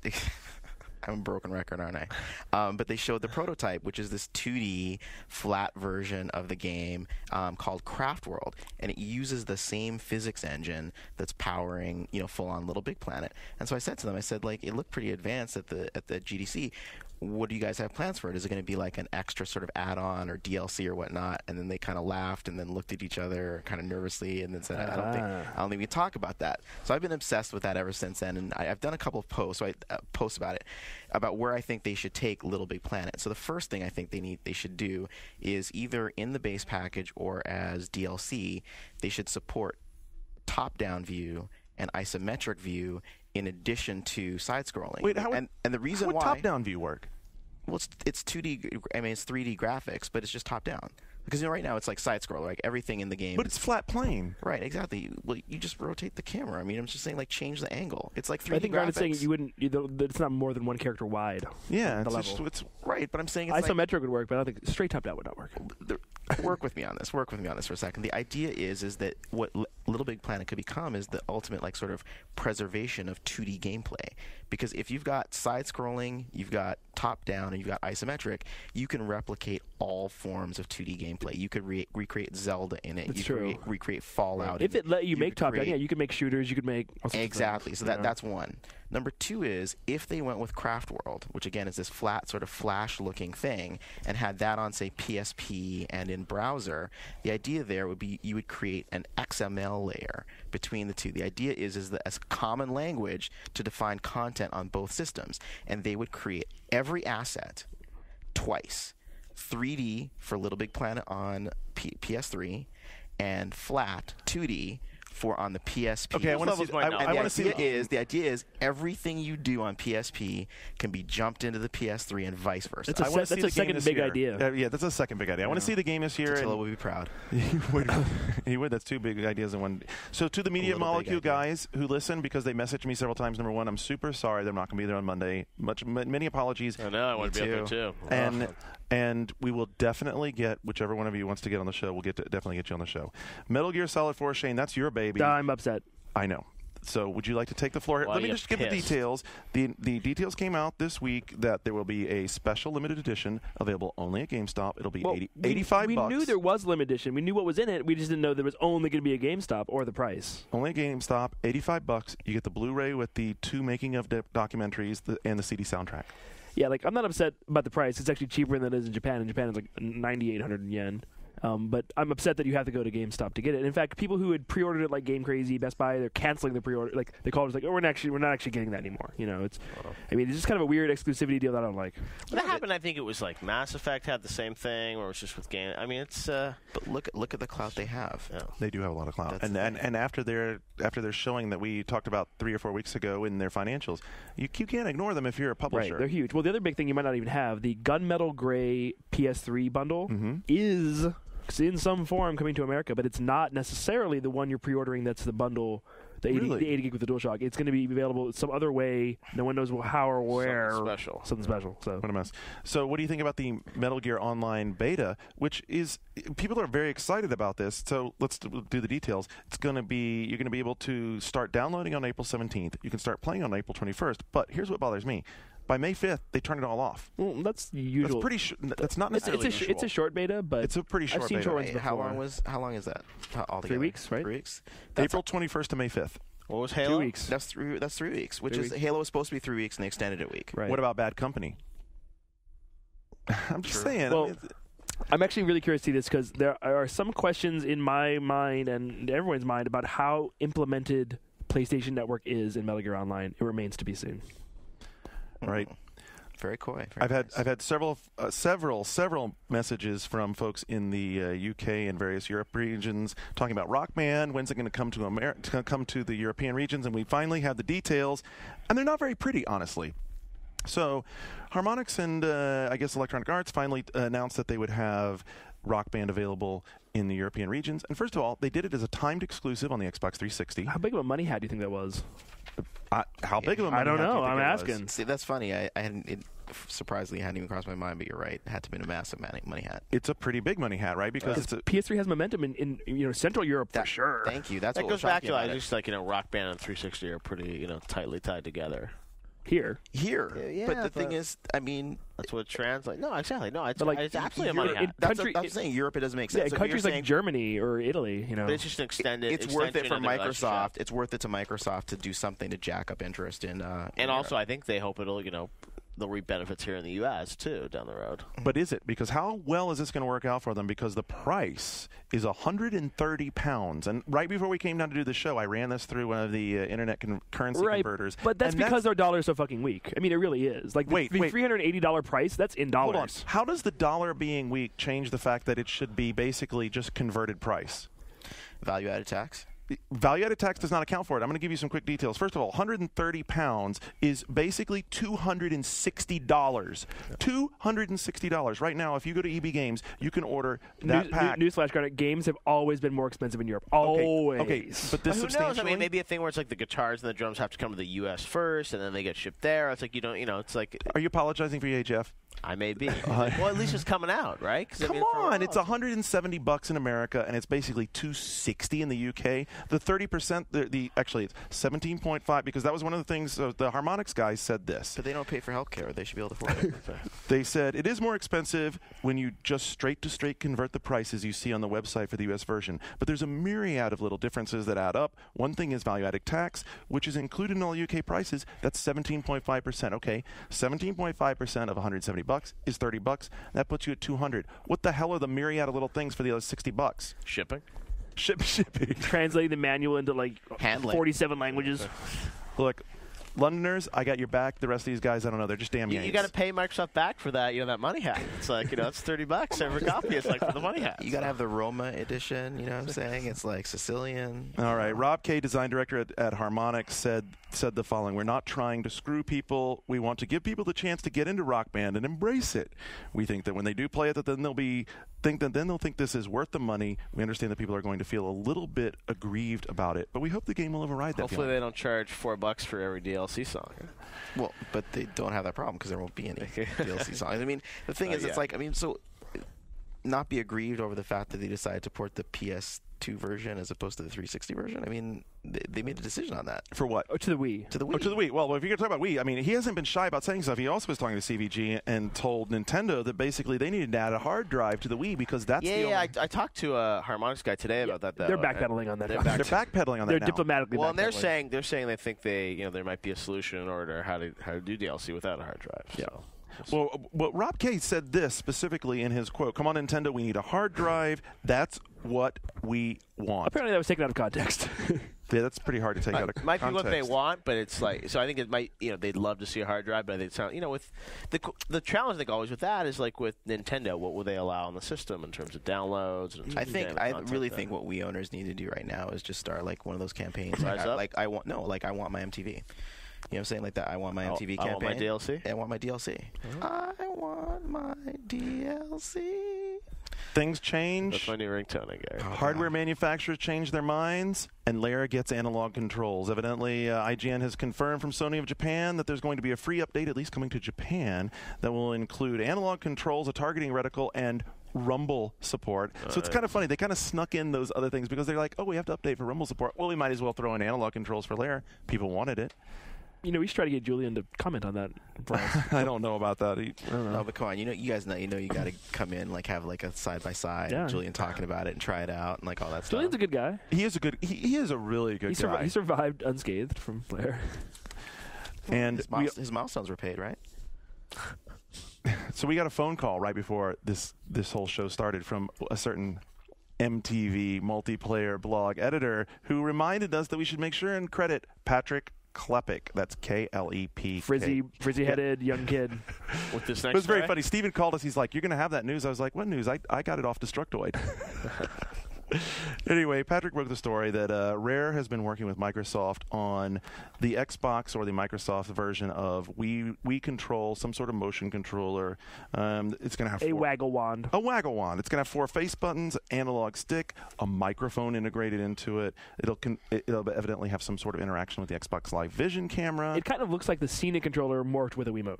Based on no, I haven't seen it, but based on early But what I don't speculation. get about this is like it's obviously it was. I'm sure the day that the Wiimote was announced, Microsoft's like, what do we do here? I've heard they had a group called Games for Everyone. There was a task force basically saying like, how do we respond to the Wii? It's like, why would you hitch that to Rare? It's like, this is such an important thing. It's like, why is Rare the company that you're gonna tie the fortunes of the mainstream? Wait a second. So what other flagship internal studio does Microsoft have left?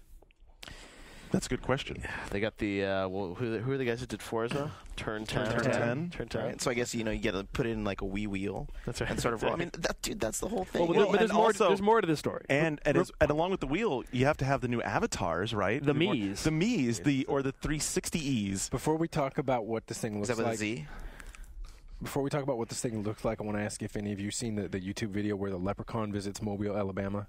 No, but it sounds like something I would like. Sounds fantastic. There's a police sketch of the alleged leprechaun, and I want to just point out that the sketch of what this waggle wand looks like is probably about as accurate as that sketch of the leprechaun. So, But so what about the Mii's? What does it say? Well, the big thing about the Mii's is that Rare has also been working. So that's part of maybe why you bring in a developer is to start designing stuff like interaction, human interface, that sort of stuff, right? Your Mii's. One thing they want to do is they want to make them more detailed. They want to have them more fleshed out, and just to have more of your ability to put your own personality into your Mii's. I disagree. I think the part things. But here's what The level of there's abstraction is what makes them. Here's so what's cute. shocking about it, right? Is that I really thought that Microsoft would have gone out to third parties by now. And that was the thing they didn't on this. Like, this was still with like sort of their internal teams, and presumably what Rare was going to do, and I'm sure there were other teams, but it was proof of concepts to developers that he gets them. And I guess what the story was saying, that part of the pitch is it'll be so easy to port your Wii games. But what's insane about that concept, and it's not that publishers wouldn't do that. But there are a number of Wii titles that are dual SKU, but it's just sort of they did a separate sort of iteration for this. Then there are others, like I suppose you could bring the Blob to Xbox 360 and stuff like that, but does it really mesh with the demographic? You know what I'm saying? Maybe if you can bring them to Xbox Live Arcade. And exactly. That might be more interesting. But then the other thing too is that the Wii has sold however million units it sold. All of them have a Wii remote. Yep. Microsoft is going to be starting from scratch with this. Well, they're not shy about splintering the market. They have hard drives and non-hard drives. And HD DVD? And they could money hat developers to get support, but the Wii is a phenomenon at this point. This does not change the story. If it did, Sony would be like rolling with the, with It doesn't solve the Six-axis. price problems either, because it's just sort of it's like, what are they going to do? They're going to package this Rare game with their Waggle Wand and the core system. Who's going to buy it? Yeah. Who's going to buy it? I mean, Rare can't convince So you get the the Wii core with to all buy these the great games for for $249 or whatever it'll be with Wii Sports, and what you're going to get this Xbox Waggle Wand. It's happened before in Banjo. It's happened before in Banjo history. Was not the memory expansion for the Nintendo 64 packaged with Banjo 2? I'd have to assume that Perfect they've Dark got first, something but yeah, go on. It makes it. It's not that it doesn't make sense. And the thing that was interesting is reading the details of the story, like little details about it, and it just really sounds like Microsoft. I was like, this story is pretty accurate. No, as soon as I saw it, I was like, yeah. But no, there's these internal things like it's a project is a clusterfuck. It's a quote from Patrick's story, right? Well, I didn't pull that quote, but yeah, I think that's an actual quote. But okay, two more things to add. Right now, a Banjo-Kazooie event is happening at Rare in England. already happened. And I emailed a guy there, like, at any point, if you see or touch or hear of a Waggle Wand, let me know. He said he saw nothing of the sort. Well, of course. Surprise. But you got to see Banjo. Got to see Banjo. The other big thing, big rumor, hot rumor, is that Sony also has a Waggle Wand, not for PS2, which I've heard that for like 2 years, but for PS3. What do you mean? It's not a rumor. They got it. They've got it. Well, not just that. I mean, I don't know if this is the thing, but a couple of years ago, probably around like after Nintendo had announced, but there was something that surfaced on the U.S. patent database. It was something that involved flashing LEDs and other stuff that Sony had already done. And we know, again, this is nothing sinister. I mean, yes, Microsoft is quote unquote copying, but they're kind of not, because Microsoft had already done motion controls years with the ago. Sidewinder thing, but specifically with the PS3 one, it's not just a Waggle Wand. It's some sort of transforming controller that has multiple configurations. Call of Duty 5 is going to use it. Resistance 2 is going to use it. Apparently, it's real. Whoa. That's what I've heard. Whoa. So there you go. Quarterman drops the bomb. Yeah, it was going to be for Quarterman, but I was like, couldn't sit on it, so I didn't tell him. I told you. Well, it's all about. You're not Quarterman anymore. You're half man. I've never been Quarterman. You're half man, half amazing, like Vince Carter. all about response to the popular voice out there. And one thing that EA hasn't been shy about is responding to the popular voice, and they're responding to the voice on Bad Company. There's been a huge uproar about the buy the weapons in Bad Company. Did they buy bullets? That's next. I think probably the best, if you want to get all this all together, SPEA, who's a poster on NeoGAF, drew from both the GameSpot and the IGN stories, and has all the information together, where basically EA has said that they are not going to make the weapons for pay anymore. They're going to be unlockable if you're willing to play through and unlock everything for your character. But interestingly enough, out of the IGN article, both Gold Edition and Standard Edition users will have to participate in separate EA marketing programs. No purchase necessary. We're told it'll be easy to sign up for as a newsletter. How about easy to quit? Each of which will have one weapon. So you have to opt into their marketing plan to get the weapons out of the game. Is that any better than having to buy the Gold Edition? Well, here's the thing. Again, as someone, I didn't make this up with someone on GAF or someone said, it's like if this were Battlefield Heroes on console, it would be fine. Shooters are the kind of game where you don't want to fuck with the weapon systems. No, you you know don't. what I'm saying? You just don't want to do that. I mean, if it was like a loot game, you know what I'm saying, like loot drop game, and we'll sell you extra loot, that's cool. Yeah. But a shooter, I mean, it's all about balance, and that's just dumb. Well, the problem is EA is just, they have this kind of corporate mandate to just completely, reinvent the paradigm of the $60 box product. And, Exactly. Heroes, I mean, it's just like, they tried this, I think it was 2 years ago with there's all this stuff about Need for Speed and Tiger Woods and how you could, you could unlock stuff in the game, but you could also download certain cars and whatnot and pay for them. And it's like they've started to experiment, but this just seems, really kind of ill-conceived. And when I talk to people at EA about it, I think, I don't think they were prepared for sort of the reaction, but, to their credit, they're sort of, reacting. But here's what's stupid about it, again, is this thing is it's like, look, sell cosmetic shit. Yep. Sell me things that let me customize how I look. Well, that's people show them they'll pay for it, but also that's like saying if you want to jump in the game, you got to pay like an extra $10. Let's monetize continues. And then here's the thing too. Continues. And you start with that, and then you say all right, let's upgrade it. Look at the perk system, right? Yeah. In Call of Duty 4, imagine if perks were tied to cosmetics that you buy. Sure. And so it's like you buy this scarf, and that gives you stopping power. You know what I'm saying? And those kinds of things. It gets a little dangerous in shooters because shooters are very competitive, and so it's like you're buying an advantage. But I think experimenting with that kind of stuff, but it just selling straight up weapons, it's just so misguided. The other thing the story sort of says is that, vocal online communities have a considerable degree of influence. They do. I mean, it's not everything, but I mean the fact that they announced that the game is however long from coming out, and it's like we're going to do this. Everyone screams, and but everyone just being on a select few places on the internet. Definitely not the people that give them their total sales figures when they collect their checks at the end of the year, and they're like, you know what, we can't run afoul of these people. We don't want another wall guy. The internet has become a place where people are known to bitch, and Charlie Daniels is evidently in. How old is he? I don't know. Devil went down to Georgia. Is Charlie Daniels on gas? Charlie Daniels. Yeah, he's on gas. So he has D. Charlie.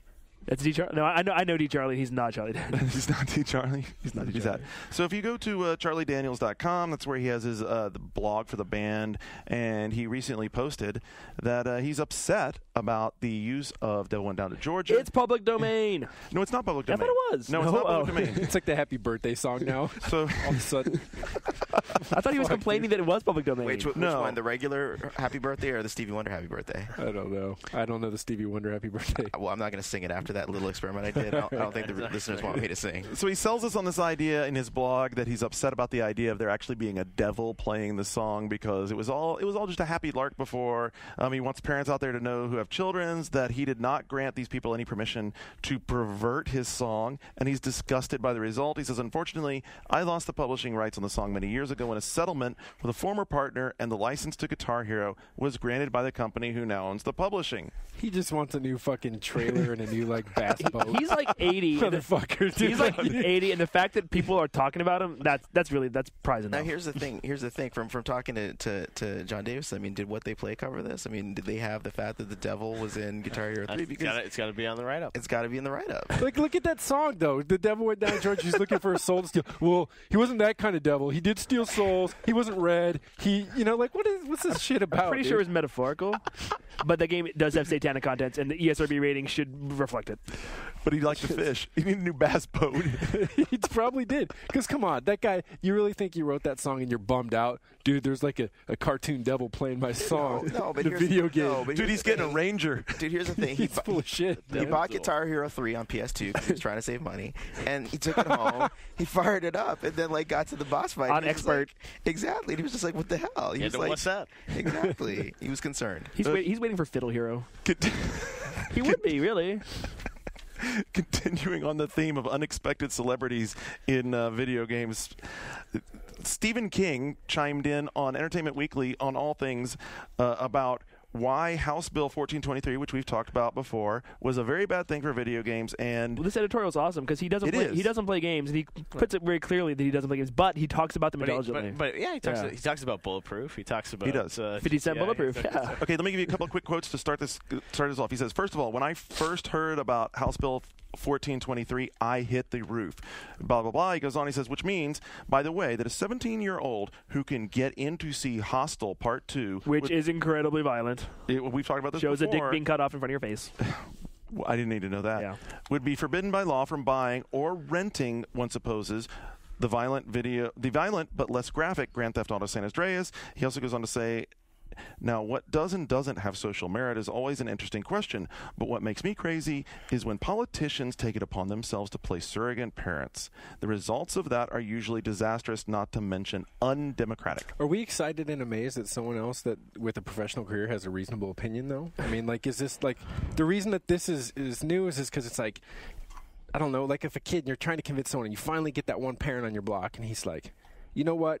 These games aren't that bad. Well, I think people see him as he like tells an the PTA unexpected champion. He's like an unexpected champion. I agree. But You know, why? Look at the content of his books and his movies. Yeah, but what's That's why unexpected about it? He's a purveyor of filth. Video games. Yeah, look at Pet Sematary. I mean, like, the movies like that were sort of like some of those movies that were at the forefront of the whole gore phenomenon in the 80s. Yeah, and I'm sure parents were afraid of their kids reading his books. You know, it's some decade. Clive Barker's down. I mean, he actually makes games that. I mean, Stephen King. Stephen King evokes like what is it? Seduction. very loose. Seduction of the innocent. What's that like famous like comics code thing? Yeah, All right. of that. I mean, he evokes that, and I think it is still relevant. And like, I'm glad he's bringing He's it up. just anyone who's like marginally aware of the events of the 20th century. You know, I mean, Well, people aren't always. So it is an Entertainment Weekly on the last page. A lot of people saw it. I think it's good. I think it's good, Good too. for the business. And if you're following on my line of reasoning here, you know that Uwe Boll is up next. Uwe. Because I could not resist the. Have you seen the video on Movie Set where I've not. oh, Is that the my, Vern Troyer one? the one where he's talking Indiana to Jones? where he's talking about Michael Bay and where he has this fantastic. Well, here's a few excerpts of what Uwe says to the camera, and this is direct. So please pardon the strange Salty language. I want that there is a petition out there, like a Pro Bowl position, and I expect 1 million voices Pro Bowl. I hope somebody would set it up and that you all start signing it because, look, I'm not a fucking retard like Michael Bay or other people running around in the business or Eli Roth making the same shitty movies over and over again. If you really look at my movies, you will see my real giant genius, you know. Good old Uwe. Yeah, he's such a character. It's just like every time I see him, it's like he did a bonus Sean round wants a few this old months I just ago. want to look at his And he face. just but he makes I don't know how the funding and stuff he had a bag that he brought with him to this taping I was doing with him, and he's like, oh, have you seen my World War II film? And he just gets in his bag and he pulls out the stuff he filmed it in Africa, and it's this, and it's just I don't know where he finds the time to film all this stuff. We should find out where he gets the money from. Isn't it like German tax shelters? Pretty much. I heard that got But that cut all off shut last. down. Yeah. Exactly. So it's that's drying up, but he's still got I mean he's when you sit down with him, I don't know if Afghan you guys have poppies. actually I mean, interviewed him, but what's funny? when you sit down with him though, I mean it's really it's fascinating because he's just he's such a compelling figure, and he's just so Really? fun to talk to. But, okay, fun to talk to and compelling. Yeah. I don't know. What about? I wouldn't write him a check. But it's Okay. you could totally see people that would. These are some rad comments. He's worth talking. I mean, you skip this, dude. Look, He's highly entertaining. you have to wake up and see what I am. I'm the only genius in the whole fucking business. Goodbye. He's off of The Simpsons, But dude. I He's like that McBain dude. But I interviewed him once, and I said there was this quote online from some extra that I found on IMDb, and basically talked how Uwe Boll, how he directs. He sits there on his cell phone negotiating with investors all day, and I asked him about this. He's like, yeah, that's true. He's like, that's why actors love working on my movies because they just get to do whatever they want. I mean, I've talked about this before. As someone who spent $10 to see Blood Rain, if you haven't seen Blood Rain, go see it. It's amazing, and Michael Madsen is drunk throughout. Obviously drunk throughout. It's really entertaining. But you talk to Uwe about that film, and I mean, he talks about him and how him and Meatloaf would hire Sir Ben hookers. Kingsley. Yeah. But they'd hire hookers, and it's they were really cheap, and then they'd get them for the full day, so they'd use them for the set during the day. Wow. And they'd take them home at night, and it's just He's very prolific. Anyway. So in other words, he needs to be on the show. Oh my gosh! That'd be the best Move episode on, ever. show. I wish. I'm seeing Uwe on Monday in New York, so I'll have to tell him. Oh my God! Ask him to come on our show. So That'd be amazing. famously, Patrick interviewed him one time while he was on the set directing Dungeon Siege? Right. And all he could hear in the background was Uwe going, "More face acting, more face acting." I believe that was called In the Name of the King, a Dungeon Siege tale. Okay, a Dungeon Siege tale.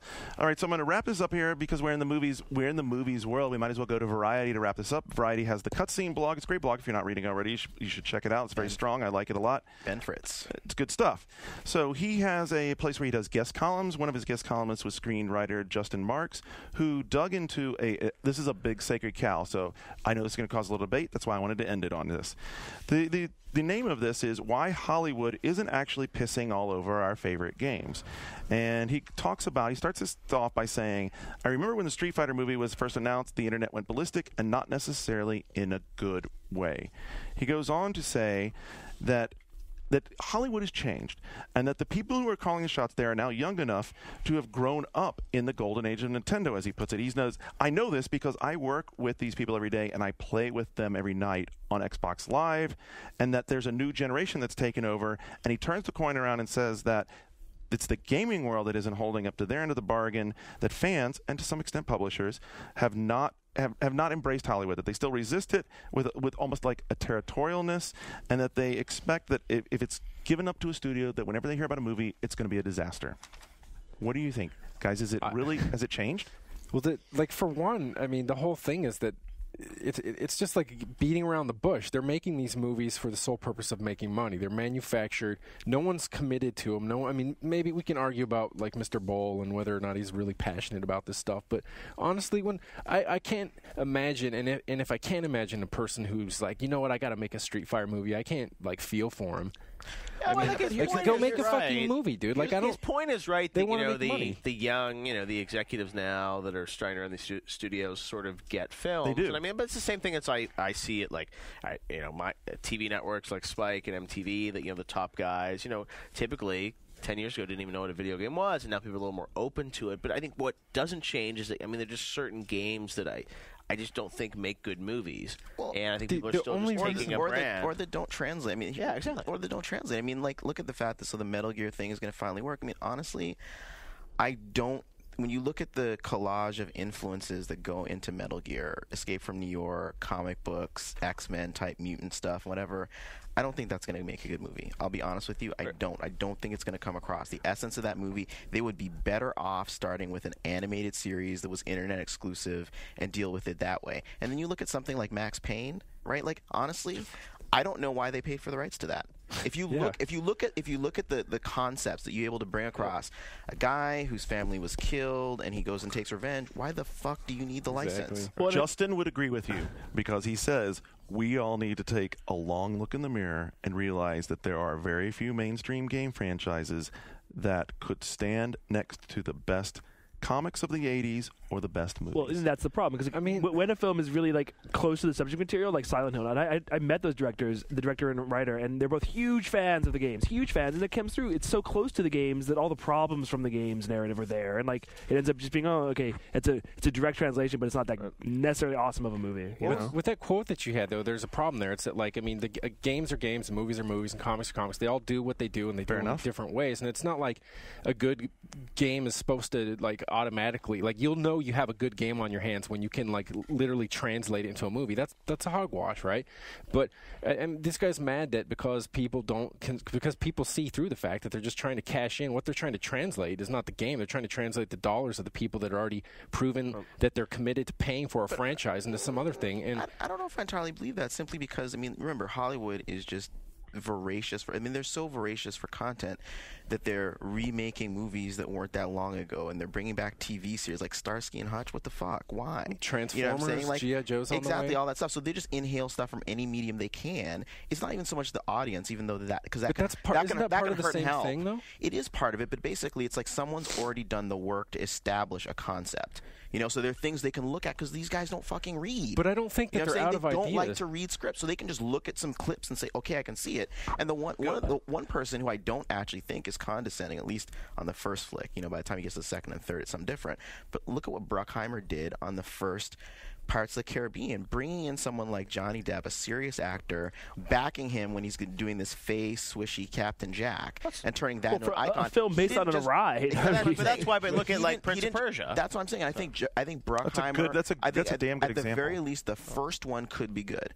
After that, they might phone it in. No, it's like, but they involved Mechner, and it's like that script. Enga and I know Jordan, and it's like, we'd be hanging out with him in L.A. and be like, he'd worked on the script for years, and John August. And I think, and the thing is that I'm sure what Bruckheimer will do is it'll sort of be like Disney.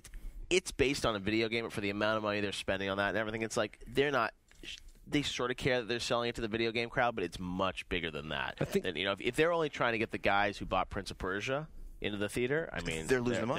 They're losing money. You have to go much bigger. And the thing is, too, is like because games draw inspiration from so many sources. I mean, I think he points out there in his piece is that if and when a Halo movie was made, people are going to get up there and sort of be like, when you show the ads, are you seeing, okay, I'm seeing aliens meet Starship Troopers. Like, it gets exposed. It works as a game because someone hadn't nailed that in a while as a game, but come on, the stuff is so naked. You read the article. I did read the article. I didn't bring in the Halo part because that was a whole nother evolution of this argument. I think he's right about it. Or if there was a Metroid movie, be like, wow, this is kind of like Alien. Yeah. Exceptions to the rule exist insofar as that, like, you can get in gaming recently. We have Warren Spector is working on a Disney game. I mean, and there are people that say, just like comic, a guy like Frank Miller, he can do a Batman book or something. They say, you give me any scenario that already exists, and I can do something with it to make it work. And I think there are people like that, but for the most part, I don't see any difference. Like when you cite these remakes, when Dukes of Hazzard's coming back, I think it's exactly the same thing. It's not that they don't have ideas. It's not that someone in Hollywood said,